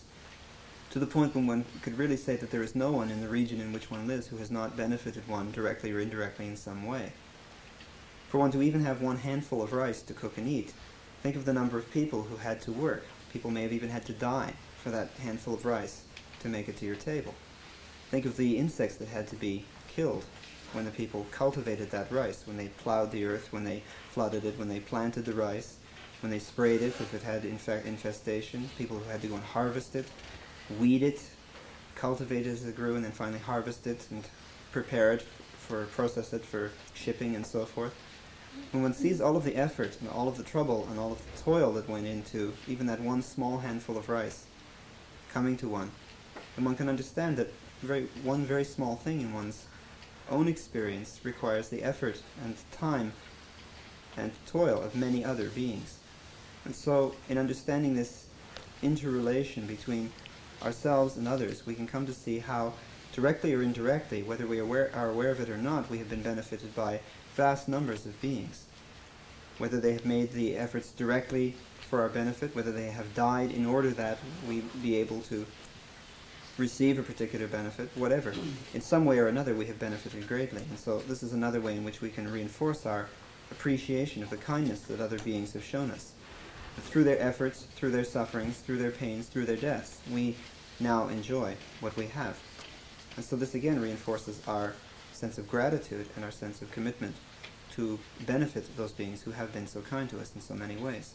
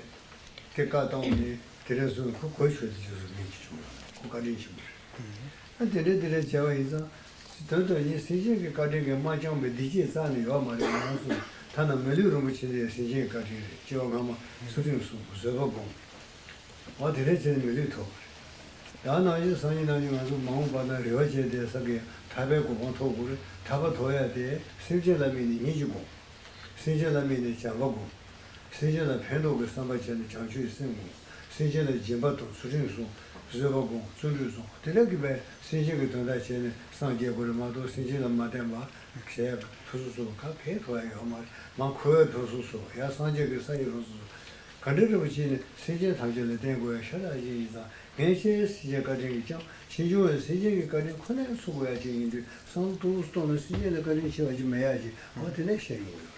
그래도 시행을. Suppose we take an example of the wooden seat upon which Rinpoche is sitting tonight. Now, originally that wood did not exist in its original state. It was growing somewhere in a forest which was undoubtedly owned by somebody who wanted to make use of this wood and had it cut down, and then it had to be treated in various ways and cut and planed and so forth, and then shipped somewhere where it was sold, and all of this. The efforts of a great number of people went into it, and then someone had to build the throne and so forth. So the fact that it exists in its present state is due to the effort of a great number of people. Now, to us, perhaps, on the receiving end of it, we think, well, we just paid money for it and got the wood and then put it together. Well, it looks like that, but in fact, a great deal of effort on the part of many people went into it. Even the money that we paid for it took a lot of effort. Somebody had to make the paper, somebody had to make the plates, somebody had to print the money, somebody had to fold it and stack it and make sure the denominations were in the proper order, and then have it shipped to the correct areas where it could be distributed and so forth. So there's another kind of kindness that we've received. Somebody has made our money for us, so that we can take the money and go and buy something else, which somebody else has made for us. We can start to see how all of these things are interconnected. And the fact that we have received any of these things in our situation from which we benefited is due to the efforts of a vast number of other beings. In fact, we could very definitely say that the fact that we have a precious human existence now is due to the kindness of a great number of other beings. There are the causes of discipline and virtuous karma and so forth that personally have led us to this state of rebirth, but all of this has been with reference to other beings, and our final attainment of enlightenment will take place with reference to other beings. Because the causes of liberation and enlightenment are the compassion and the loving kindness and the bodhicitta, the altruistic motivation that one develops with reference to other beings. The 6 perfections or paramitas of the Mahayana path are practiced with respect to sentient beings. One is generous with respect to sentient beings. One is disciplined with respect to sentient beings. One is patient with respect to sentient beings. One is diligent and energetic with respect to sentient beings, and so forth. So, in a very direct sense, Buddhahood depends upon, our attainment of Buddhahood depends upon sentient beings. We can see in this regard then that there is so much kindness that we have received, so much benefit that we have received. There is not a single thing that we have received that is beneficial that has not arisen from other beings. Now this gives us a means of developing this awareness of the kindness that we have received, so that we may develop the gratitude which leads us to the resolve to work for their benefit.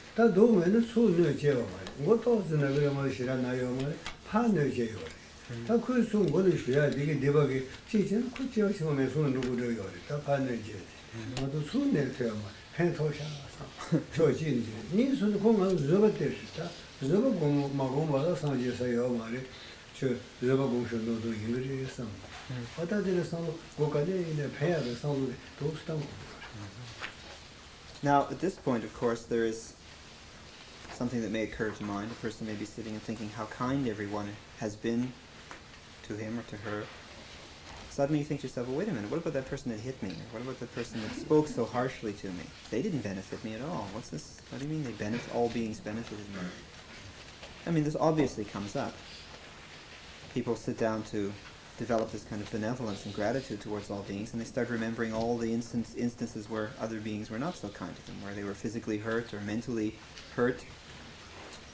verbally abused by other beings. But that's only because we don't look at it in the proper way. Look at it this way.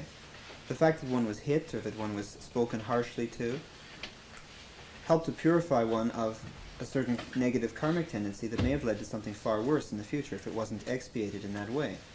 Perhaps the reason the person hit you was because in some previous lifetime you slandered them grossly or you physically abused them. In that way, there is simply an expiation, an exhaustion of the karmic tendency.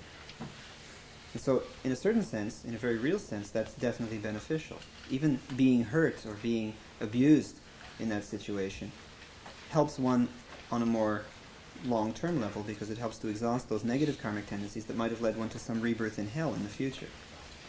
But instead, this person has been kind enough to simply repay and exhaust that karmic tendency in a very short-term, easily manageable situation. Now, taking this kind of view, this more long-term karmic view of things, and understanding how the pain and suffering that we perceive as coming from other beings is in fact simply the rebounding upon ourselves of our own negative karma, this helps us to develop patience as well, which is a very crucial, necessary quality for attaining enlightenment. It helps us to meet these kind of situations with patience and equanimity, which is definitely a factor in our attainment of enlightenment. If one cannot develop patience, one, ultimately speaking, cannot attain enlightenment. So it's useful to view this kind of perceived detriment or harm from other beings as in fact very beneficial, because it helps to exhaust those negative karmic tendencies which are part of one's own makeup and which may lead to something far more serious in the future in terms of one's own experience. And it helps one to develop patience as well.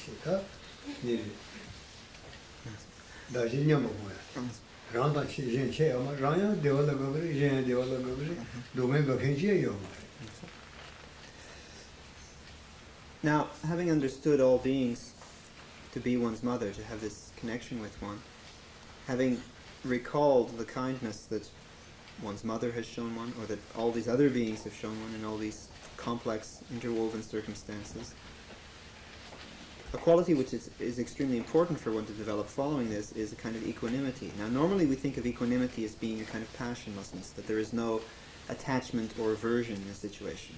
That is a kind of equanimity, but specifically what we're talking about here is something more than that.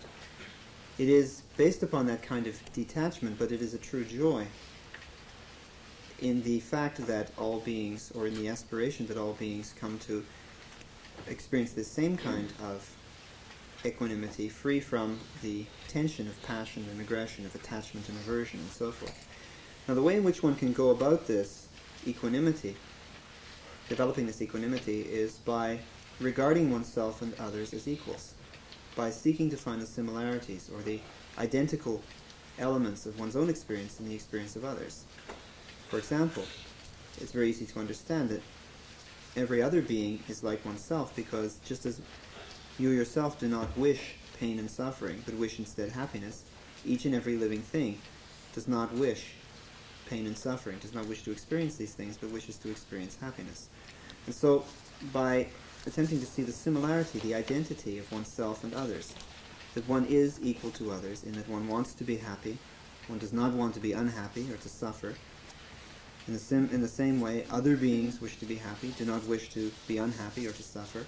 One finds a kind of identity there, a kind of similarity which helps one to develop this empathy, an equanimity which has this kind of empathy, this interest and concern in others' welfare.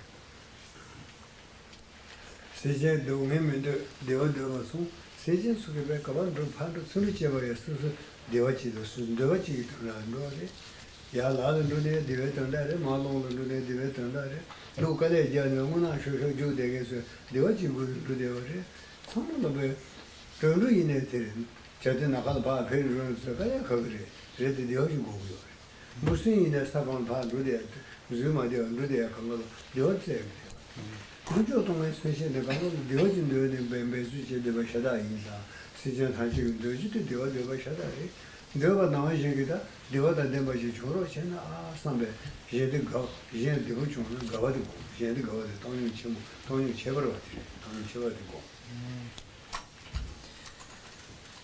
나 같이 기로 다 되고는 다 다시 양지 분이 생기야 돼 서버요 rāñcī zhēngu chū, rēñcī zhēngu yu nē tā gōrī tā.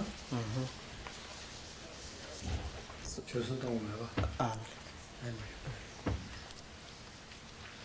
So, in viewing the situation of unenlightened beings in the cycle of rebirth, one can see that the situation is the same in each and every aspect, in each and every situation. Each being wishes to be happy and wishes to avoid suffering. And all of the activity that one can see any living being undertaking is basically due to this pursuit of happiness, this desire to be happy, this will to happiness and the will to avoid pain and suffering. Even animals, when we see animals seemingly wandering around at random and carrying out very mechanical or instinctual actions, it's all based upon this striving for happiness, this desire to achieve happiness.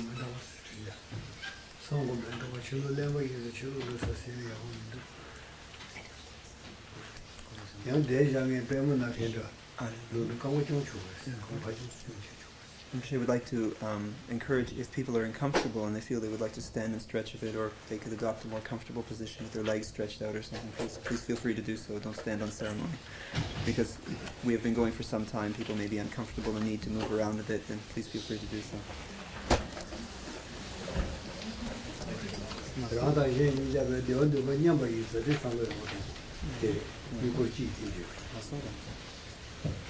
And so this is one way that one can develop one's compassion and bodhicitta for others, and develop this supreme kind of equanimity which is imbued with a kind of joy in the attainment by others of the freedom from suffering and the attainment of happiness. And this is the process of understanding the identity or the similarity between oneself and others, in the wish to become happy and the wish to avoid suffering. And so this is one way that one can develop bodhicitta, through understanding the similarities between self and others.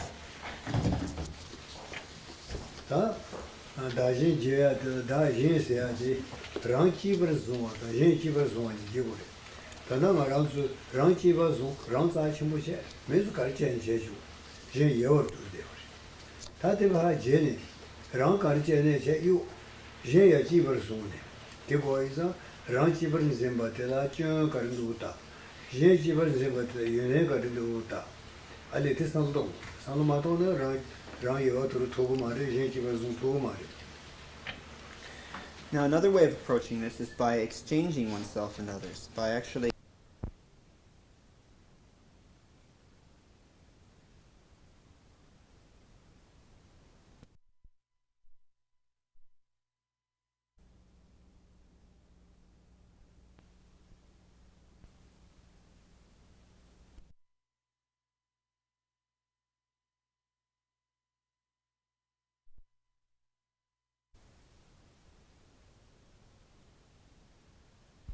which is to treat our own welfare and our own situation as extremely important to at the expense of the welfare of others.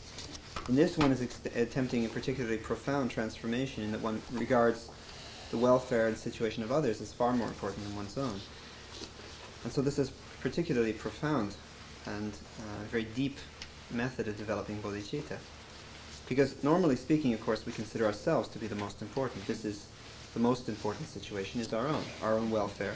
This is what we care about. This is what we see as being the crucial or central element. This is what we need to just throw out, that kind of concern. If anything, we should be concerned with our own faults, to see what those faults are, and to be aware of the virtues and the kindnesses of others.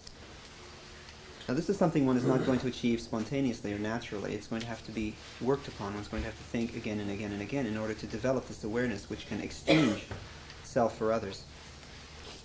다 다진 냠 제사 냠스야 딘디바치 다 지야 다 진스야데 랑진진 기초한테다 제진진의 유래다 당 개시면서 랑지버지 제 요토데 다 대니 소진의 제 지버지 랑 요토 고야지 아래 따고 대상은 랑진진 기초한다 랑자신부 제야다 정가르도 랑자신부 제대로에서 저 하나씩에 너샤 시당 공부 강화되는 중앙에 냐와도 누구야 강가에 되는 중앙에 랑치버를 존대베 제게 종코마도 비자 수지를 파니를 수지 수준 파 송제 시즈 쉬어도다 아니 중으라 너 강가되네 랑치버를 좀 중을 랑자 친구제 제르베 예월도 디바망고사 냐와도 누구야 중요해 말아서베 타나데 가잖아요 가리네베 And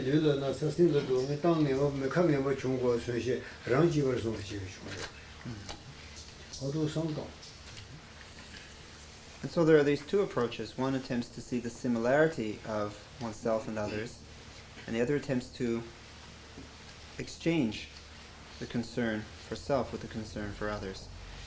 And so what one is doing in the second case is actually completely reversing the normal functioning of our mind and the normal attitudes that we engender. Normally we're extremely concerned with our own welfare and our own situation, and we couldn't care less about the welfare of others. Here we're attempting to reverse that and make the principal concern the welfare of others at the expense of our concern for ourselves. And in fact, one way in which we encourage this is by looking at our own faults. Normally we think of ourselves as so important. We'll look at the fault of that. Look at what that has led us to. That concern for our own benefit has given rise to all kinds of states of desire, of aversion, of anger. We have created so much negativity that will lead to hellish states of rebirth due to this clinging to and fixation upon ourselves, and this treatment of ourselves is the most important. So much effort that we have gone to, so much of the negativity that we have developed, so much of the evil action that we have committed is due directly to this concern for our own welfare in this situation at the expense of the welfare of others. And so we can see there is a real fault here, there's a real flaw in the way we are used to functioning, because through that concern for ourselves we actually create all the negativity and the evil action and the negative karma and so forth that we have up to this point. All of it has been due to this concern with our own welfare.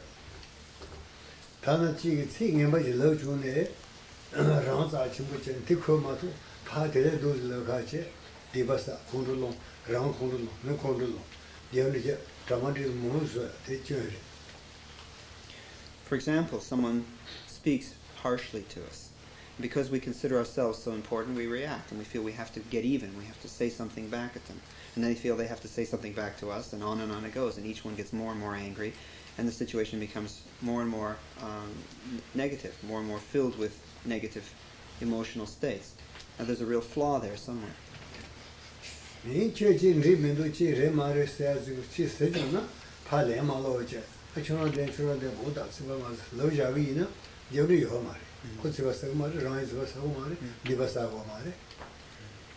On the other hand, if someone says to you, well, you didn't do this properly, or this was wrong, or there's a fault here, you could always say to the person, oh, you're right. What you seem to say seems to be right. Yeah, sorry about that. And then they have no ground to stand on. There's no way for them to get angry at that. There's no way for you to get angry in return. And there's no need for all of that negativity and all of that evil, unskillful action to develop.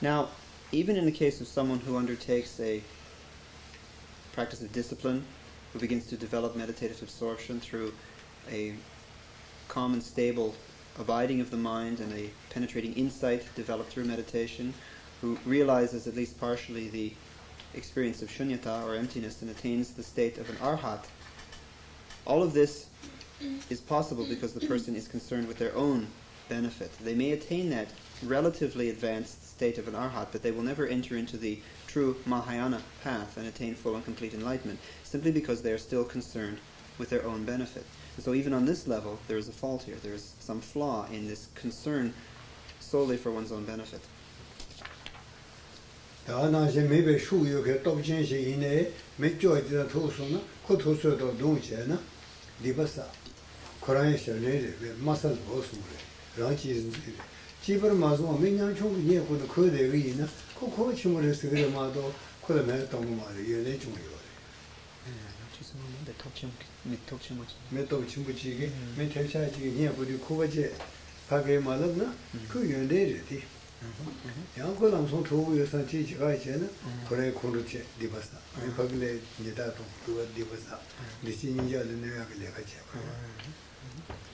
Now, suppose someone who is extremely powerful encounters someone who is far less powerful, is very meek and very weak. Now, a person can struggle against that and create all kinds of tension, personal and reaction, so that the power struggle between these two individuals really begins to accelerate. On the other hand, a person could remain truly humble and simply keep out of harm's way and just not engage in that kind of confrontation with the person, and then there's no need for all of that negativity to develop. And so what could have been a potentially very negative, very harmful situation is in fact turned out very positively, because the person has been willing to accept the situation without this confrontational kind of power struggle.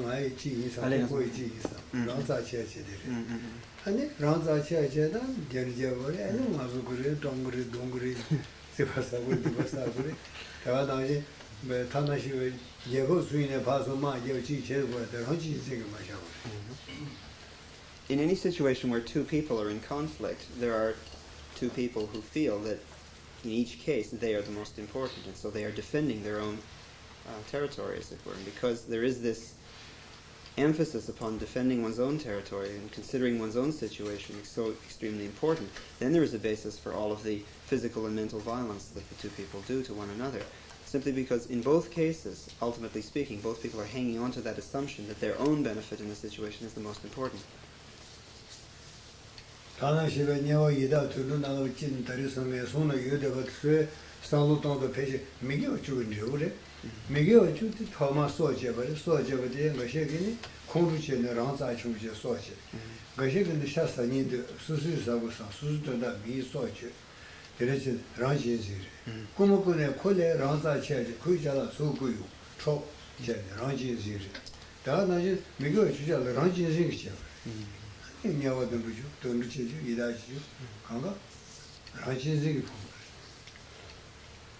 The lower states of existence in which beings suffer, the hell states, the animal realm, the preta realm, all of these are a direct result of non-virtuous activity, and all of this arises from this fixation upon one's own welfare as the most important element, such as an act of killing. The reason why one takes the life of another being is because one considers one's own life more important. Perhaps it is killing out of desire. One wants to eat the meat or wear the skin or something of that other creature, and so one kills it. Or it may be out of anger, to defend oneself. Whatever. For the basic reason why one takes life is because one considers one's own welfare more important in the situation. One has that flaw. Stealing, the act of stealing, which again leads to lower states of rebirth. This is done because one considers one's own welfare more important than the welfare of the others from whom one steals. And so, all of the conscious states of action, physical, mental, and verbal, which are unvirtuous or negative by nature, arise spontaneously from this more fundamental fixation upon the welfare of oneself as more important than the welfare of others.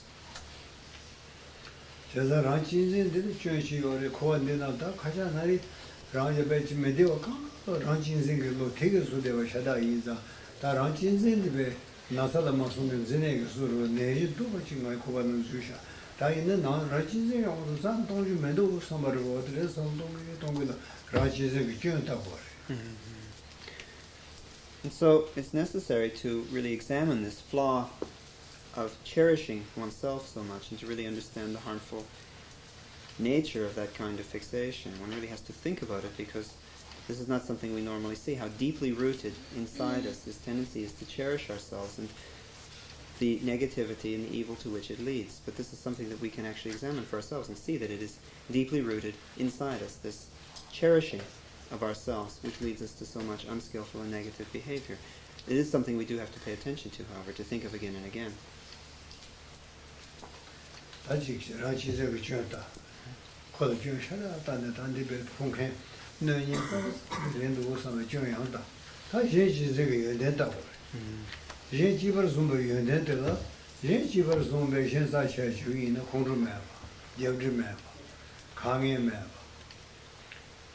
Dipa meva, kana ine yungre, a labar de besi, Jenchiver Sungsha Nani, and George Montindo the Brazil. Sendela in a Kivu, shoot and tremble. Kana ine yungre, the negotiation Chiver Sung, identita. Now, just as it's necessary to see the flaw of cherishing oneself, it's important to develop an awareness of the positive nature of cherishing others, of considering the welfare of others as more important than one's own. And this is something that one can appreciate. When one has put aside this cherishing of oneself and has instead developed a cherishing of others, then one can see that this eliminates causes for anger, for impatience, for irritation and aversion, for all kinds of states that give rise to all kinds of unhappiness and pain and suffering in this life, and which create all kinds of negative tendencies which lead to lower states and states of further suffering in future lives. So on a temporary basis, in terms of the happiness and ease of mind in this life, and in a more lasting frame of reference, that is to say, the undermining of this necessity to create negative karma, one can see that the cherishing of others has a great deal to be said for it, that there are a great deal of positive qualities embodied in this attitude. Ranchiver Mese, Ran Yotur, Jenchiver Zengo, Santa Kuni Jenny, Ranchiver Zembate, Payu, Ran Yortor, Jen Yotor, you, Ran Jenchiver Zen, Dajeniam Jessa, Nyamsa, Jessa, Chiva Zuat Jenny, Dajenza Church, Ranza Chunche, you, Jibo Red, Jin Ayo, Mayo Sama, Jin Noviju, the Santongo. Daje anu medicine je ade ranchi version ade yo ne ran yo to murwa je yo to ade yo ne je chi version murwa da ne pension ma ranchi version je yo to derwa ta ran yo to je chi version mur kuni je ne ta je go inza ta je ne da ya bu ji yo re de je to ga ayo na sa ba yu re ni je ne be jo sen de sam to. And so the process here is one of exchange. That normally speaking one is concerned with one's own welfare, cherishes oneself, and does not concern oneself with cherishing others. Here one is attempting to exchange those two and to completely throw out this normal tendency to cherish oneself and to really accentuate and develop this quality of cherishing others. We've already spoken about the idea of the similarity between self and other. Now we are speaking about the exchange of self and other. So one is actually diminishing the amount of cherishing for the self, for oneself, and accentuating and strengthening the cherishing for others.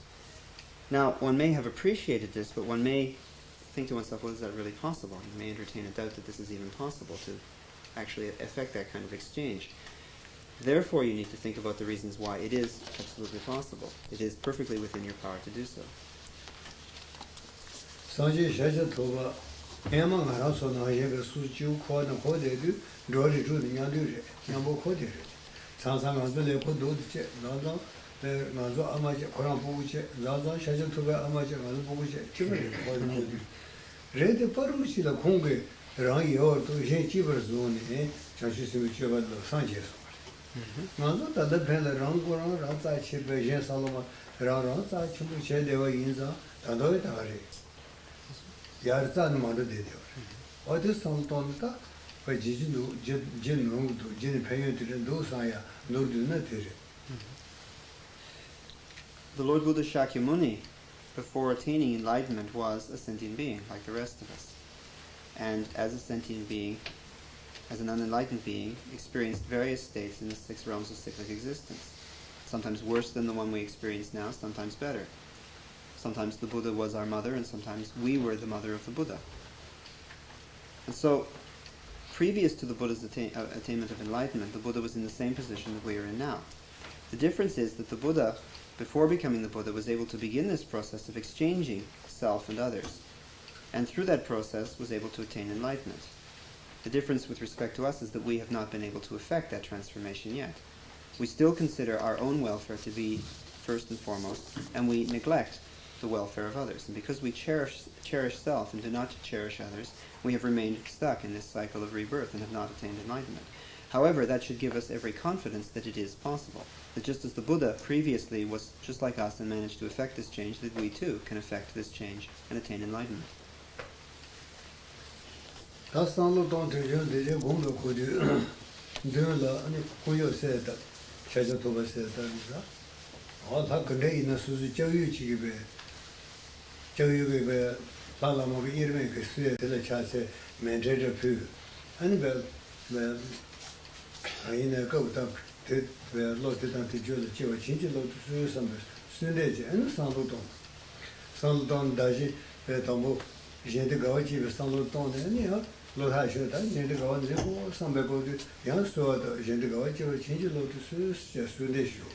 Yang Ranchi Zen Chun to Yabuchi Tonsona, Ta Ranchi Zen the Chun to the Ranchi Zen Automato, San Chanyoli, Tesaloton, Yang Yasua, the Ranchi Zen Lomendi, on the Naya Metal of Yakova, the on the room watch, change a lot to serve the Sunday should be issued with localinas, or the Gungun, Tovajul Jilhawari.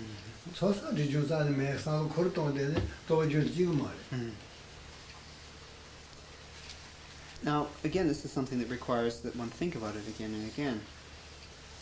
Whether one takes the Buddha Shakyamuni or a particular divinity as one's source of refuge, one identifies that with one's gurus, and one performs acts which are acts of respect and worship, prostrations, and offering of mandala and so forth. But particularly one supplicates one's guru as the Buddha or as the divinity which one considers one's source of refuge. And the process of supplication then is a very great aid to developing these qualities in oneself of altruism and selflessness. So that as one is meditating and one develops a real kind of joy in the ability to exchange self for others, one immediately reinforces this with a prayer of supplication to one's guru and one's sources of refuge, that one receive further blessing to increase this joy and this enthusiasm. And when one spots in one's experience, one's makeup, some fault of cherishing oneself, one again reinforces this with a supplication that one may receive the blessing to overcome and completely expel this fault, this fundamental fault of cherishing self.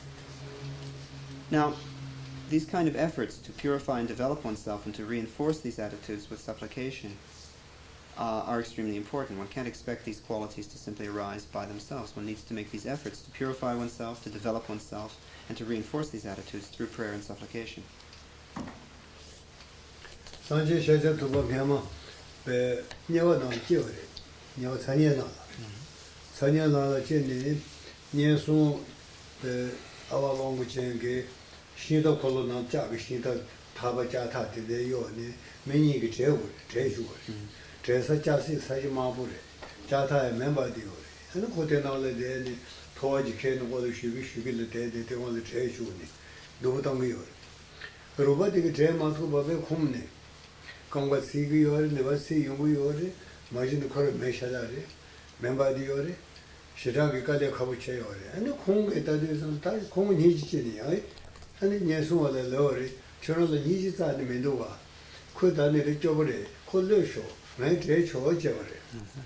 저는 로봇에 löscht 그런 거 제가 있으다. 코니베 다시 제와다.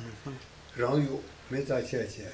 대체와 이상 나서서만 대체와다가네 아니 예수 어디게 뭘 도와주겠니? 그 레라로 수수사네 아니 수수 개고 말베스 뭘 도와주시네.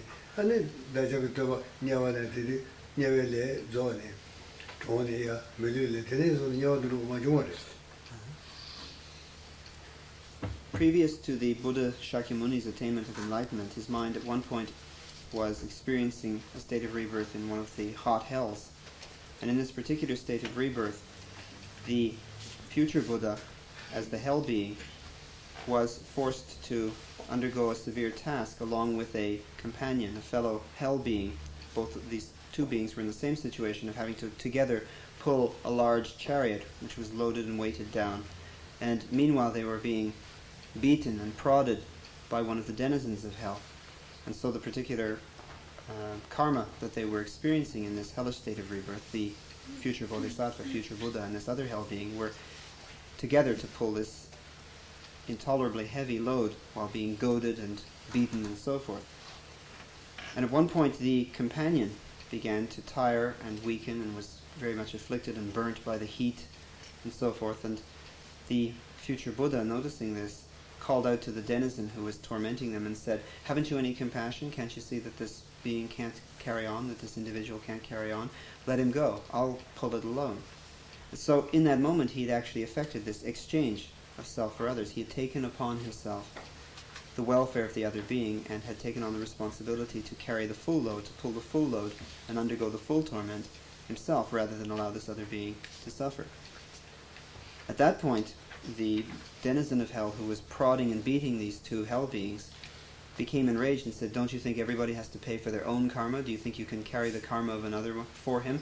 And smashed the future Buddha on the head with a mallet, thus terminating that existence. Now but what was actually taking place was that the virtuous thought of exchanging self for others had actually exhausted the karma that was supporting that hellish state of rebirth, and instead the mind of the future Buddha attained a human state of rebirth and no longer had to fall into such a low state as a hell realm.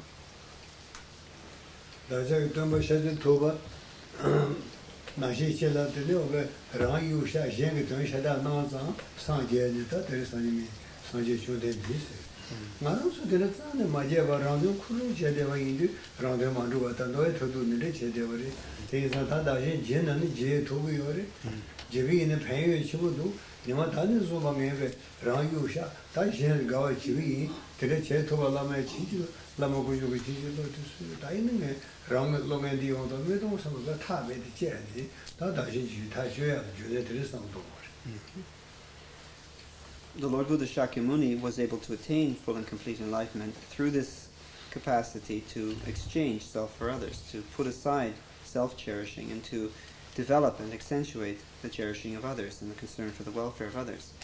Now we, on the other hand, remain unenlightened beings because we are not yet able to effect that transformation. We have not been able to exchange the cherishing of self for the cherishing of others.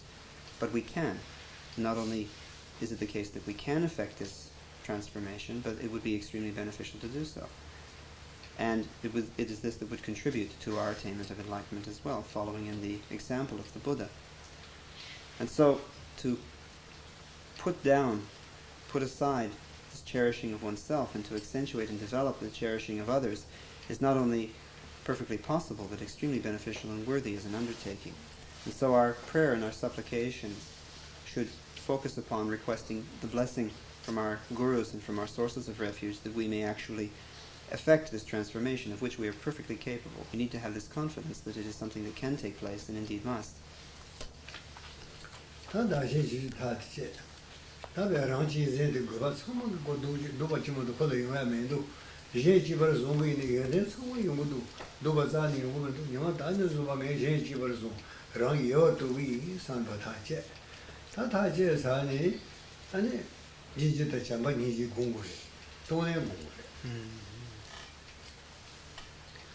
So this transformation then, this transformative process of exchanging self-cherishing for the cherishing of others, is based upon the understanding that as long as one continues to cherish one's own self-interest as the dominant factor, that only harm will arise from this, whereas to cherish the welfare of others will give rise only to benefit. Nothing harmful will ever arise from this. But to effect this transformation, one needs to develop compassion, one needs to develop loving kindness, and one needs to develop an attitude which is called sending and taking.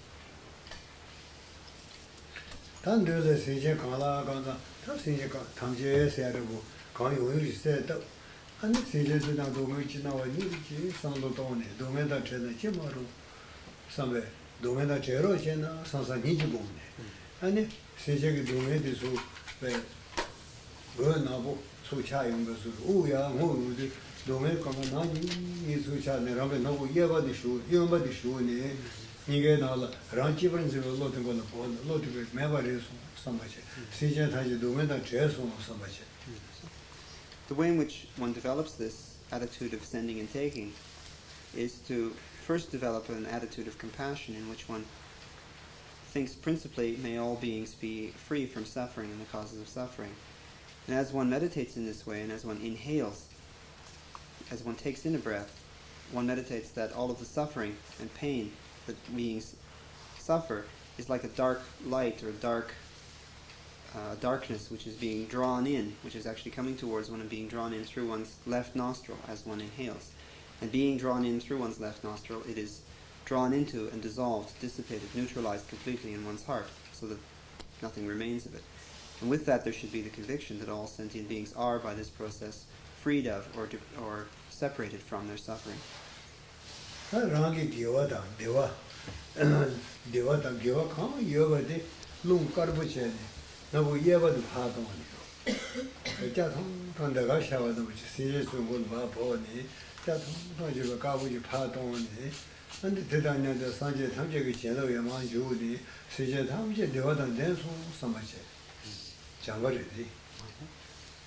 With the out-breath, the corresponding meditation and visualization is that concerned with loving kindness, which is basically the wish that all beings be happy and enjoy the causes of happiness. One meditates that all of one's own bliss and happiness and virtue, merit, all of one's positive qualities take the form of a brilliant white light which is expelled from one's right nostril as one exhales, and which spreads immediately, flooding the universe and spreading to touch upon all beings. Simultaneously, one meditates that the blessings of all the Buddhas touches upon all beings, and that they come to experience the happiness and the virtue and so forth that one has sent forth. This then is the meditation upon loving kindness.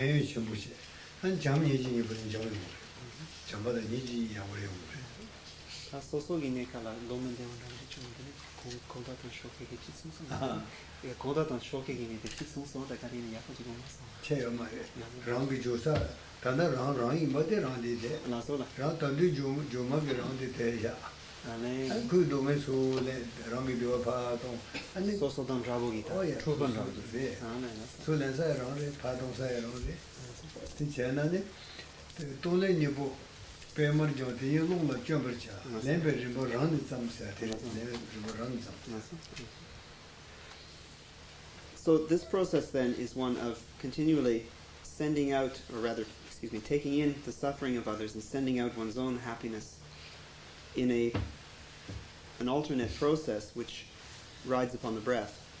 The visualization, of course, takes place respectively with the left nostril taking in the suffering and the right nostril sending out the happiness and so forth. But it is based upon simply the process of respiration and the breath going in and out. And so one begins with this process, using it again and again, developing, reinforcing this attitude, focusing upon the process of breathing as the means by which one coordinates or alternates the process of taking on the suffering of others and neutralizing it and sending out one's own happiness. Now, from time to time when one is doing this, one may feel very uncomfortable or very unhappy about this. And first and foremost, it's necessary in order for one to be able to really take on the suffering of others and purify it or neutralize it, that one must be able to take on one's own suffering. In fact, a traditional text which deals with this particular practice of sending and taking says, sending and taking ride upon the breath alternately, and the process begins with oneself.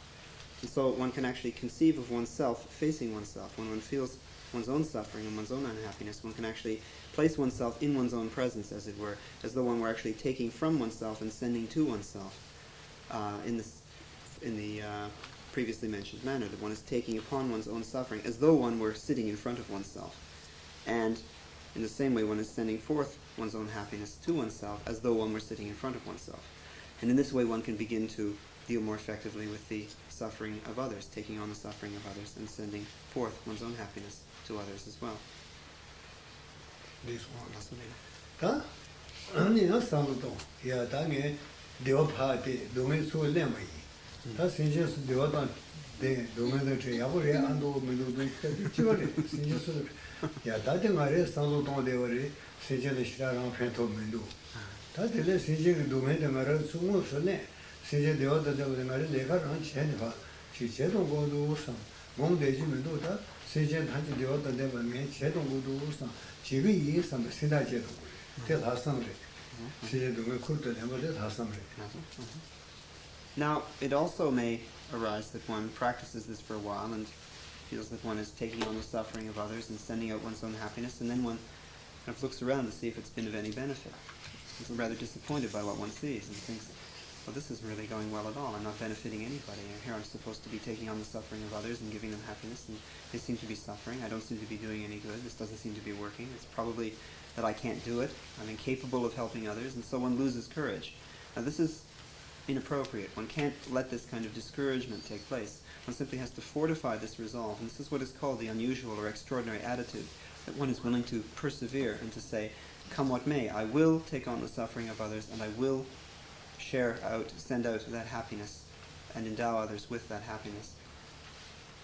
Ta da sam ge sinje ge dang chi ju ke le rang chi ju ta che ta sinje ge dang che to ba an do men do sinje tham che pha da ya sinje ji ge de be de sama da den ba te che to ya men do de ma to be phen ma to de phen ya yo ma to ba chi che gu re sinje tham che ge dang che to me do sun do ta na san je re ni ba ko le na ru je de ko ji ba sinje ko ni ba tham che chen cha san je ji ko mo to ni chen ka yen de ko de ta te le la ba sa ni yo ma sinje tham che ge de me ba sun ji ju ba me me sun du ko ni che to yin za san je ko mo to ni che to sa re te ma to ba da yo me do sa ta sinje ge do san je ko mo to ba che mo nu sam ne san lo de ko yo de zha shi sin ji yo re chu len ba de ne xie gu na xie sinje ge de che ya de che ya ge be ta de san je ko ma de ko lu sam san de ko de zha shi sin re su lo de zu ju je ne ji ji phu de ya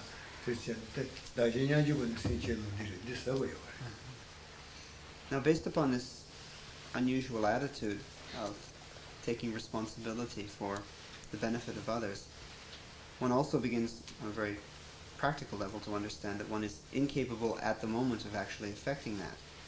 One's meditating with this unusual and extraordinary resolve to take responsibility for the welfare of others, and then one realizes, at this present moment, I myself can't effect that total benefit for all beings.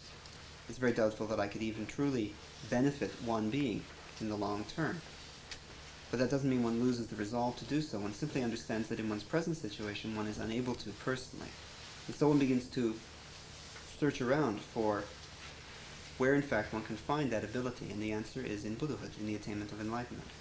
Because Buddha, the state of enlightenment, is the state which is free from all faults, which is endowed with all positive qualities, and in which there's total capability of effecting this benefit for all sentient beings.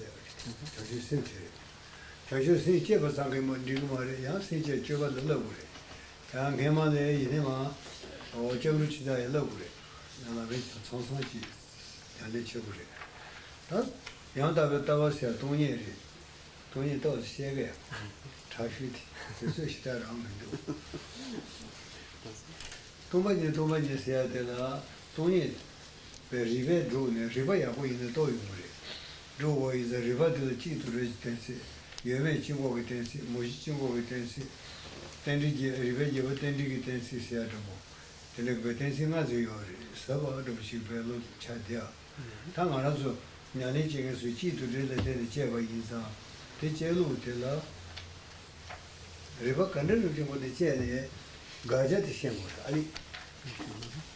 That year was a made to made the Kayo machine and that year they were Pengio. That year said to made the Abusan, made the 10 year Gorva. Says the father made go on your Gajamangina, take a carton shingio, Gajami boy.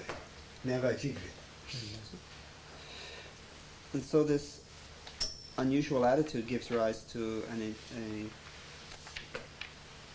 a motivation to attain enlightenment, because only in Buddhahood can one develop sufficient capacity to actually be able to effect that resolve that one has given rise to. And so one can see that through this exchange of self for others, there is a step-by-step process to lead one to the bodhisattva motivation, the resolve to attain enlightenment for the benefit of all beings. So this bodhicitta is the second of the three principles of the path.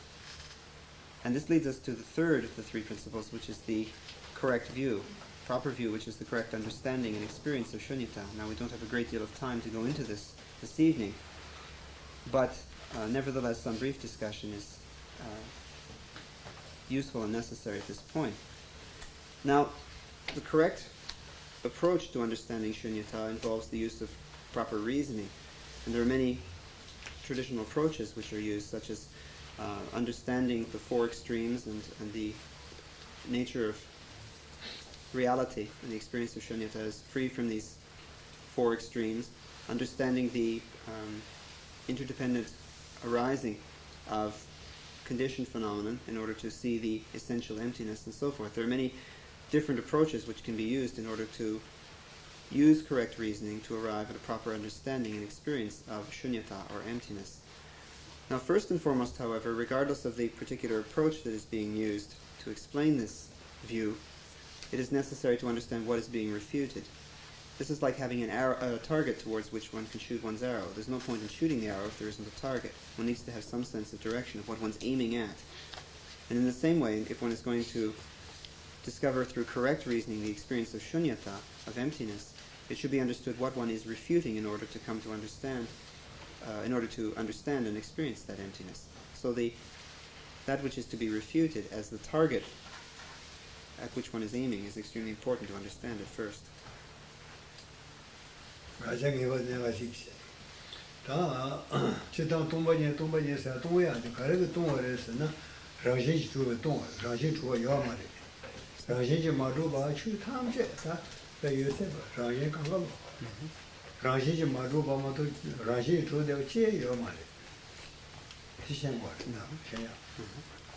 So the first thing that is necessary to understand is the object of refutation. The second thing which is necessary to understand is what is meant by the term shunyata, or emptiness. What is implied by the term emptiness? What is implied by this is that there is not a single thing which has any inherent existence in and of itself. That all phenomena, without a single exception, can be described in this way, that they have no inherent existence, and that not a single thing has this inherent existence, and that is what is implied by the term emptiness or shunyata.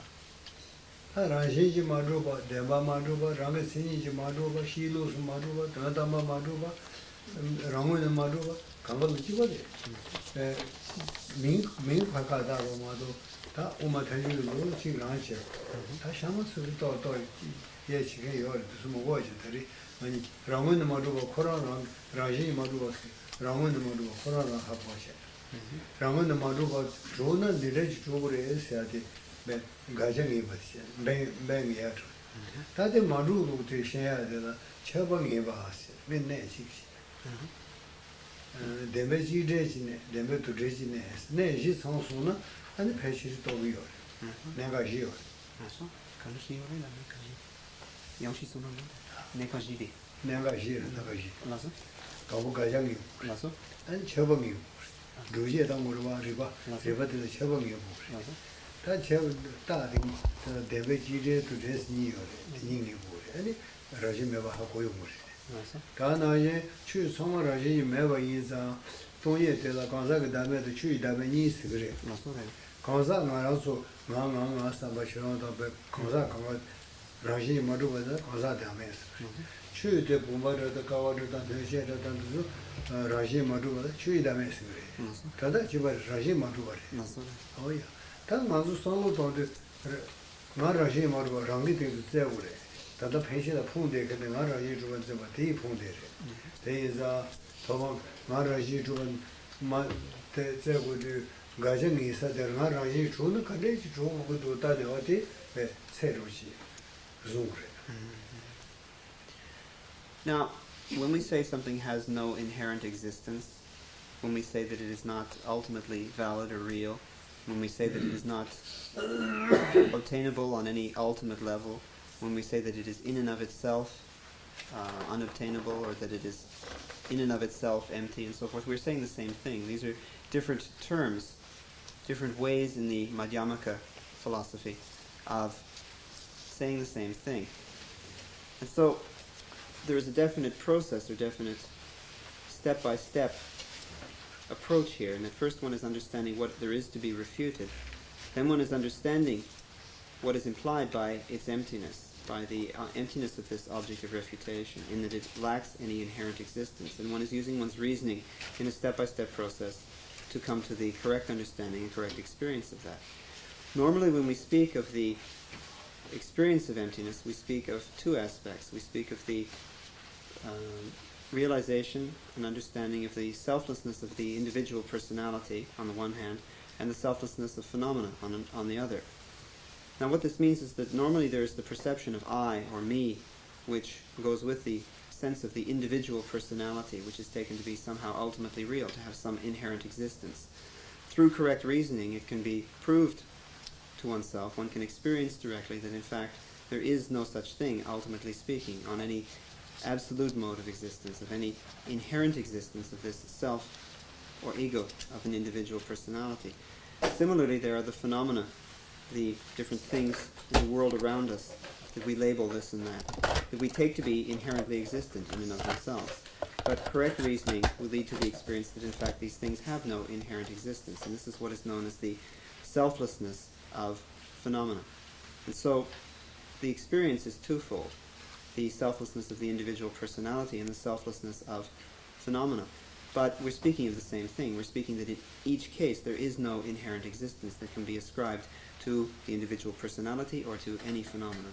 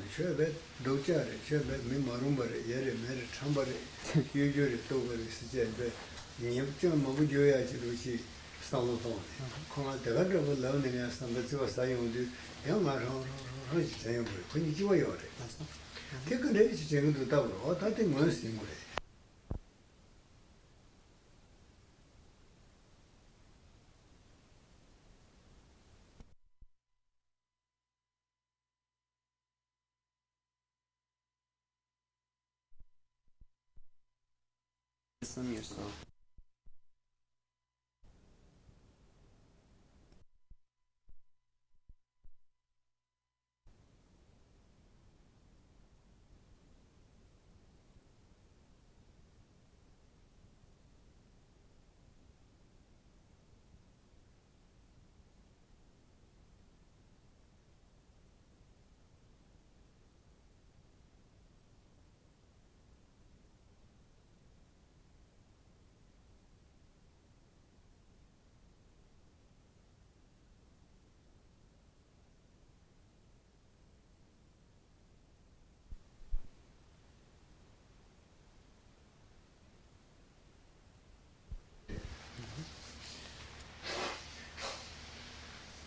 Now, this means again that one is thinking over and over again, and one comes to this conclusion that there's this perception of I, me, in all situations.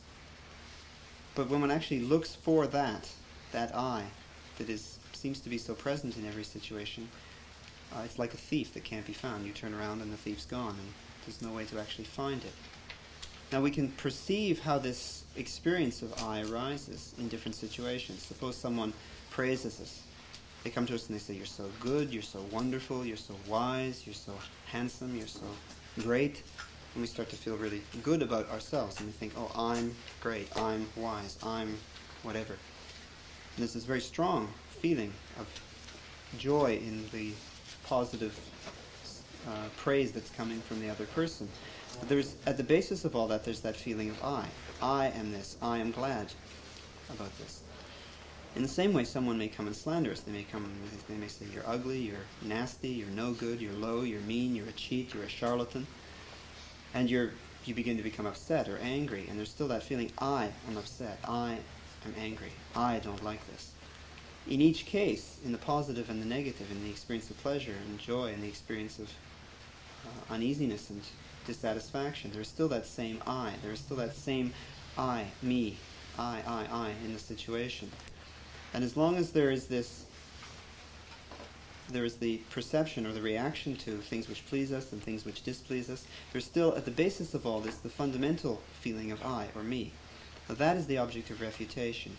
When we're talking about the selflessness of the individual personality, the object of refutation is this self of the individual personality, which is this ongoing, continual presence or feeling of this I, this me. I think we see in the song you are my singing man. You shall see. I have done this last song. I think you are you have on to them. Take a sin the Nivache. That Chabang is said, you're not cheating to Macaro. You change a young G, young Kaka, Mambo in young G. Anyway, that is young Pumbunga, so machine, Nashi, Pumbunga, Chiba in and Kaka in the G in the model, J. 배 제가 수능부터 다들 부모가부터니 아 부모가부터 지게 제가다 자 부모가부터 지이는 도망이는 지 맞도 신요다요 말이 다음은 나한테 가봐도 다 부모가도 지 알이 도망했다 부모가도 지도 도망가로도 맨 고거래 somebody 처방이 වෙ네 부모가부 그냥 지다 가로면 매배 셔버도 이미 다다셔 내가 이거지 다 되면 지레지네 다 오늘 그 대마 주버지 요 살면 보고 와도 지도 요나야 부모가도 kop지이는 야는 코치를 샤기요 말 하라지 부모가의 지요 루 소원듯이 누제 나시 가가 집어요 되는 말이야 소원듯이 나시 가가 코는 샤메시 지모도 샤야요 말 지모가 다 쉬어 대하고 다 쉬어서 내배지를 사지 멤버들 하고 다 다대마도로 사요 아주 숨부터 시작. Now, one doesn't begin immediately by saying, oh, well, it's not there, the self isn't there, and that's it. First, one really convinces oneself that the self exists. You begin by saying, well, if there is this impression of I or me, it really must exist, it really must be there. And in a certain sense, you really talk yourself into it or convince yourself that this self of an individual personality really exists. Then you begin to examine it and say, well, if it exists, it's either a unitary thing or it's manifold, it's multiple. If there is this I, what is its nature? It's either one thing or it's many things. And you begin to examine your experience from the point of view of what are called the 5 skandhas, or 5 aggregates, of form, sensation, perception, motivational factors, and consciousness. And so one begins to seek this self. Where in fact is this self? Having established the object of refutation, you begin to examine it to determine its nature and its function. This is the second stage then. Having convinced oneself of the existence of the object of refutation, you begin to try and support the argument for its existence. You begin to examine it with the idea of actually describing it. What is it like? Well, if it's a single thing, then it must be one of these 5 skandhas, 5 aggregates, and the other 4 are not the self or I. And so one begins to examine it from the point of view, well, is it the form skandha, is it the sensation skandha, and so forth, and one begins to go through searching for the self to try and determine exactly what the nature of the self is. Now, it's patently obvious that one cannot simply assume that there is nothing there, that one can't simply say, oh, it's nothing. That's too nihilistic a view. So one presupposes that it actually exists and begins to try to discover how in fact it does exist, what it's like. Now, if one says, is it the form skandha or the sensation skandha or so forth, one finds that one can't ascribe one of these skandhas to the self and eliminate or ignore the others, that in some way it partakes of all of them, and one can't make a naive statement like, well, the five skandhas are all one, they're all the same thing, because form is form, sensation is sensation, perception is perception, they're different processes, they're different things, they're different elements of our experience. So therefore it cannot be a single unitary thing. Therefore we're talking about things which are separate or which are distinct one from the other.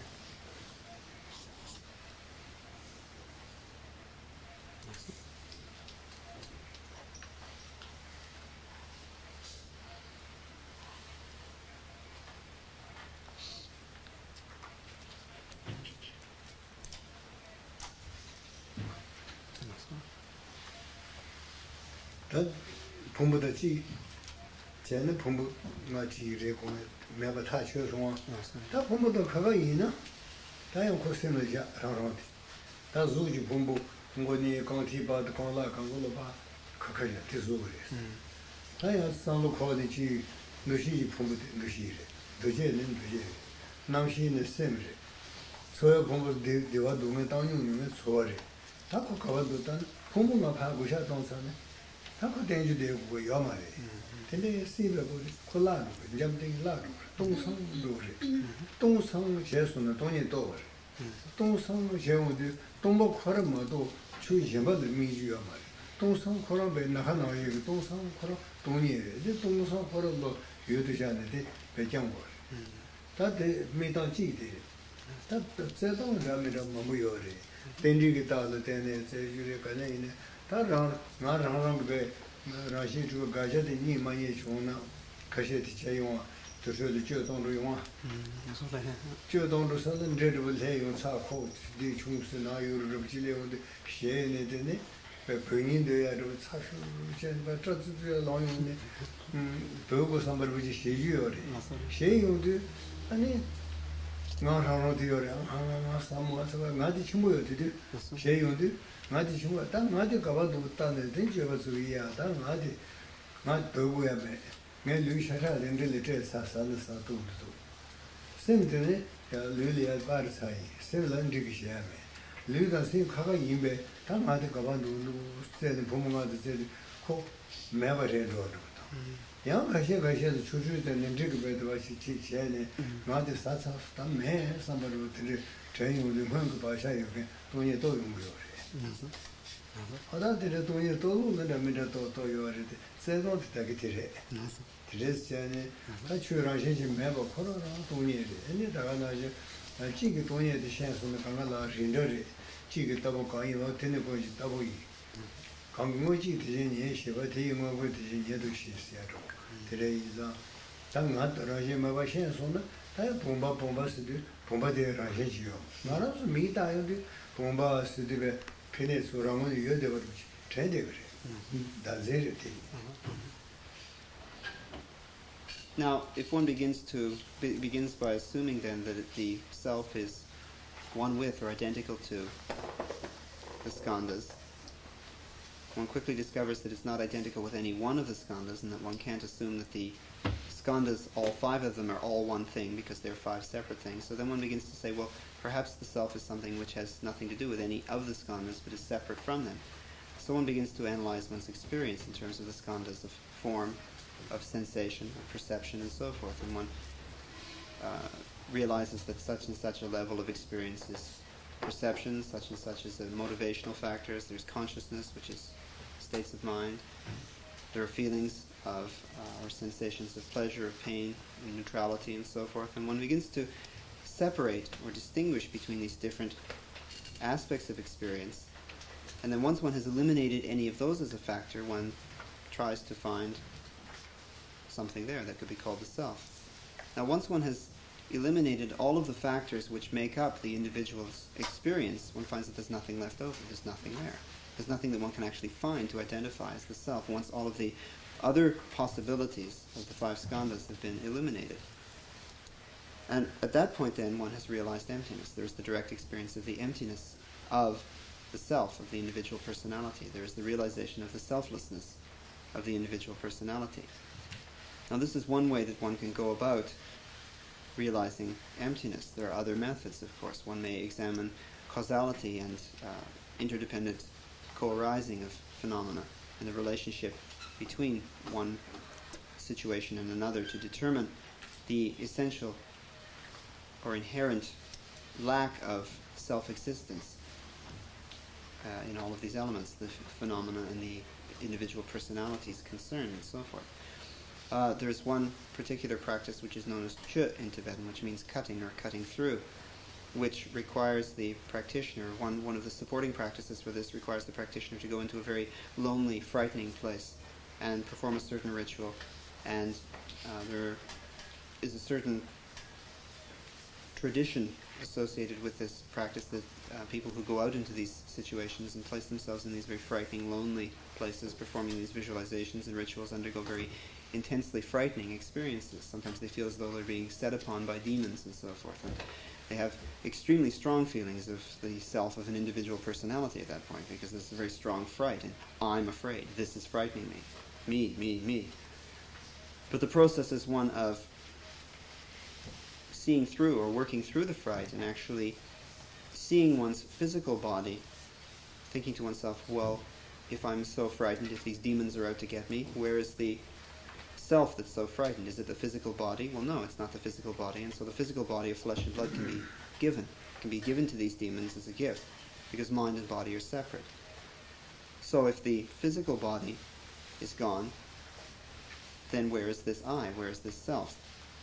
And the process of meditation is carried through until the person, the practitioner, finds that their physical body has been completely given away and devoured by the demons, and there's nothing left. And they realize that there's no element in their experience that they can identify at that point, which is identifiable as the self of the individual personality. And therefore they realize the emptiness. This is a unique method, of course. This is a particular approach which is used, but the result is the same, that one realizes the inherent non-existence, the lack of inherent existence or absolute existence of this self in terms of an individual personality or in terms of any given phenomenon.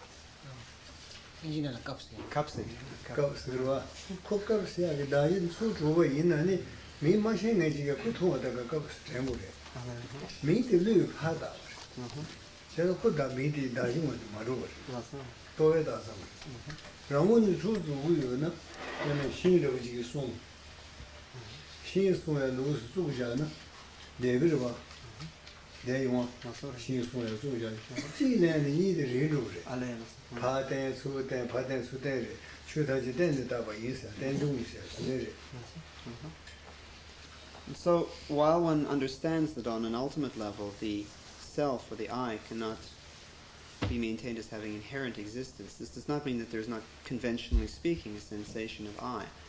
On a conventional level, of everyday experience, there is, of course, this sensation of I. The only point is that one understands that this has no inherent existence in and of itself. One is not attempting to deny the fact that on a conventional level, on a relative level, this sensation of I arises. The only thing the point that is being made is that the true perception of emptiness is that this does not have any inherent existence. And this is the same for the selflessness of the individual personality as it is for the selflessness of phenomena. Now, when we speak of any given phenomenon, we have a conventional label or name that we apply to it. For example, the object on the table is a cup. And when we say that word cup, it's as though there actually were such a thing inherently as a cup. But in fact, it's only because we use that particular label, cup, to identify the experience of seeing that thing, that we assume that therefore the cup in and of itself exists, that there is such a thing, ultimately speaking, as cup.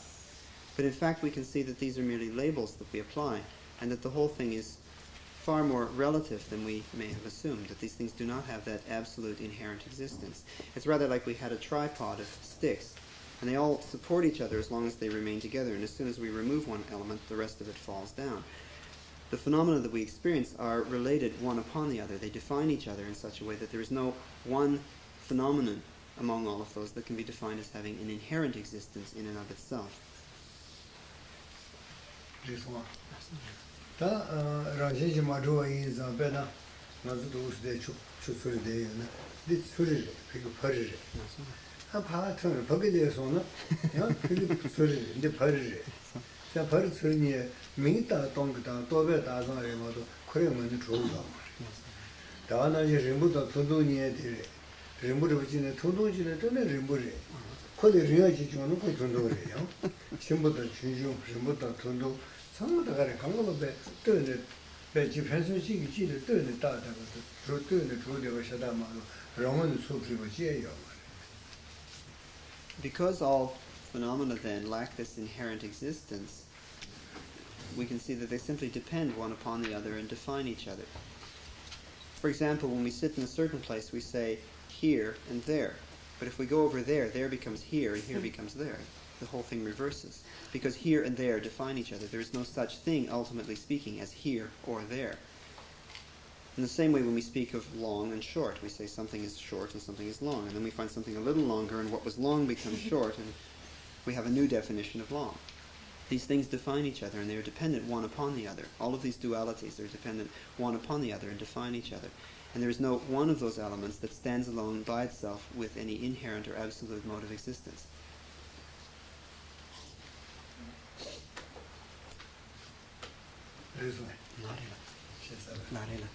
Ahora, Tony, durante delle gire, Jordan Revo in Anipena, Saben Su Yan Jangwachi, Jangwala Lumata, Revo Mi Chevre.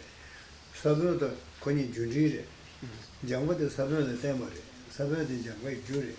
Revo the Yola Ten, Jo Mida. Jugo the Ten and Revo Mida. Revo man for Jo Yishin, Jo man for Revo Yishin. Some of the past would then be told them should I. The same, and this is how emptiness is explained and how it is to be understood in terms of relative concepts. Suppose we have the idea of cause and effect, or cause and fruition. We plant a seed, and the seed becomes a sprout, and the sprout becomes a small trunk with branches, and these produce leaves and flowers and fruits and so forth. Now, each one of these stages defines the previous one, and each previous one refers to the following one, and so forth. When we speak of the cause of the sprout being the seed, we speak of the sprout as being the result of the seed, and we have to relate one to the other, otherwise the terms become meaningless. And so in each case, in each stage of development, there is a causal factor that is only a causal factor because of the resultant factor that follows it, and the resultant factor is only a resultant factor because of the causal factor which preceded it, and so forth. And all of these concepts and phenomena that we experience on a relative level define each other in this way.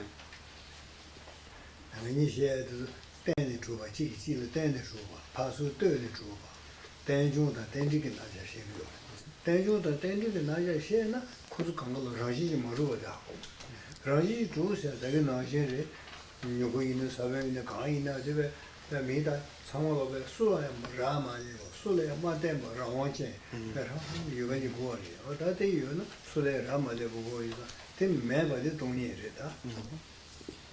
So by understanding how phenomena rely one upon the other, how they are interdependent, and how they are defined one by the other, one can understand their essential emptiness. Because phenomena are defined one by the other, and because they rely one upon the other and are interdependent and co-arising, therefore one can understand that they are not endowed with any inherent existence. To say that some phenomenon, one of these phenomena, had an inherent existence would be to make the statement that the seed or the sprout or the fruit or whatever, that the phenomenon stood by itself, that it did not relate to any other phenomenon, nor did it need to relate to any other phenomenon, or to be dependent upon any other phenomenon, or arise from any other phenomenon in order to exist. And this is not the case. This is simply not the case. The phenomena that we experience arise from and are dependent upon other phenomena, which equally are dependent upon others, and so forth. And there's this continual cross-reference of phenomena depending one upon the other for their existence. And so we cannot posit any inherent existence, absolute existence to any of these. Therefore they are empty. This is the understanding of emptiness.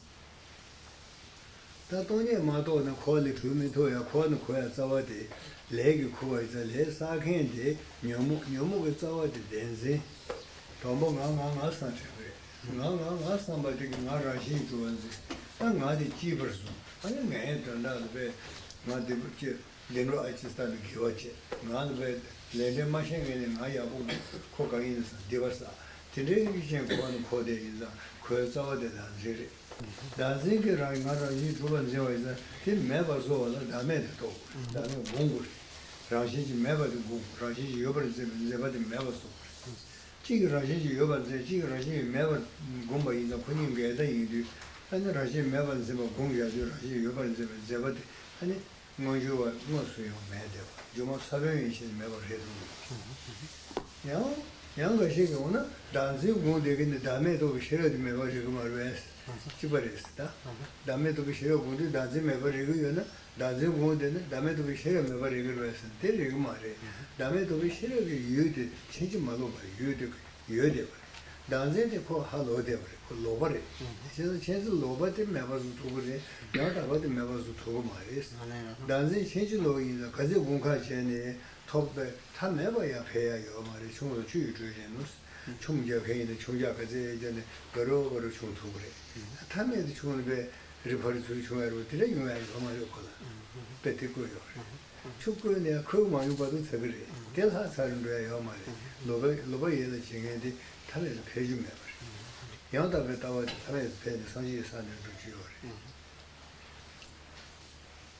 Now, if one has not realized emptiness, shunyata, then there is no transcendence of or escape from the cycle of rebirth.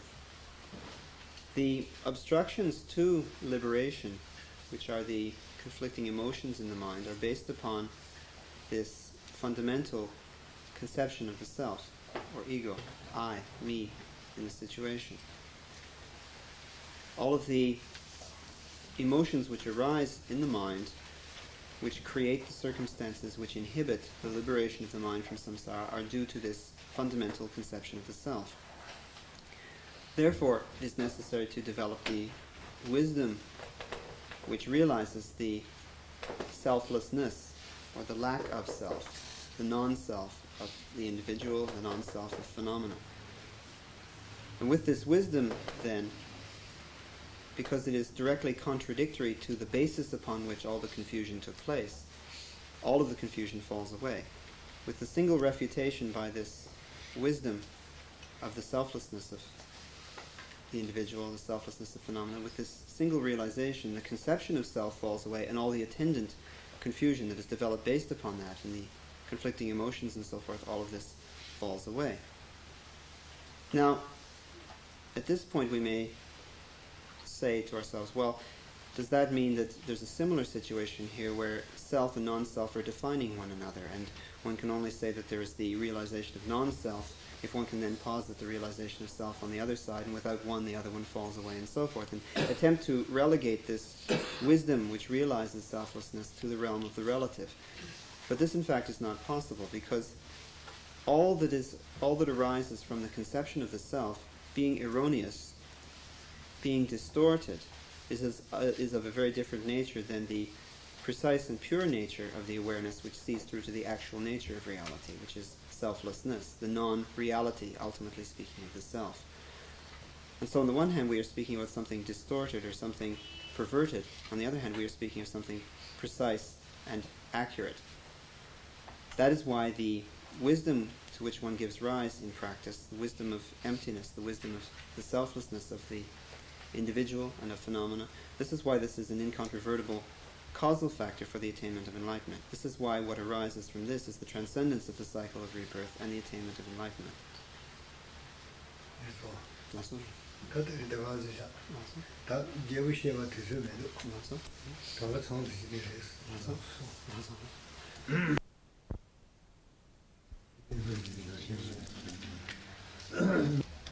In the Buddhist tradition is extremely important as a necessary attitude or framework for receiving teaching.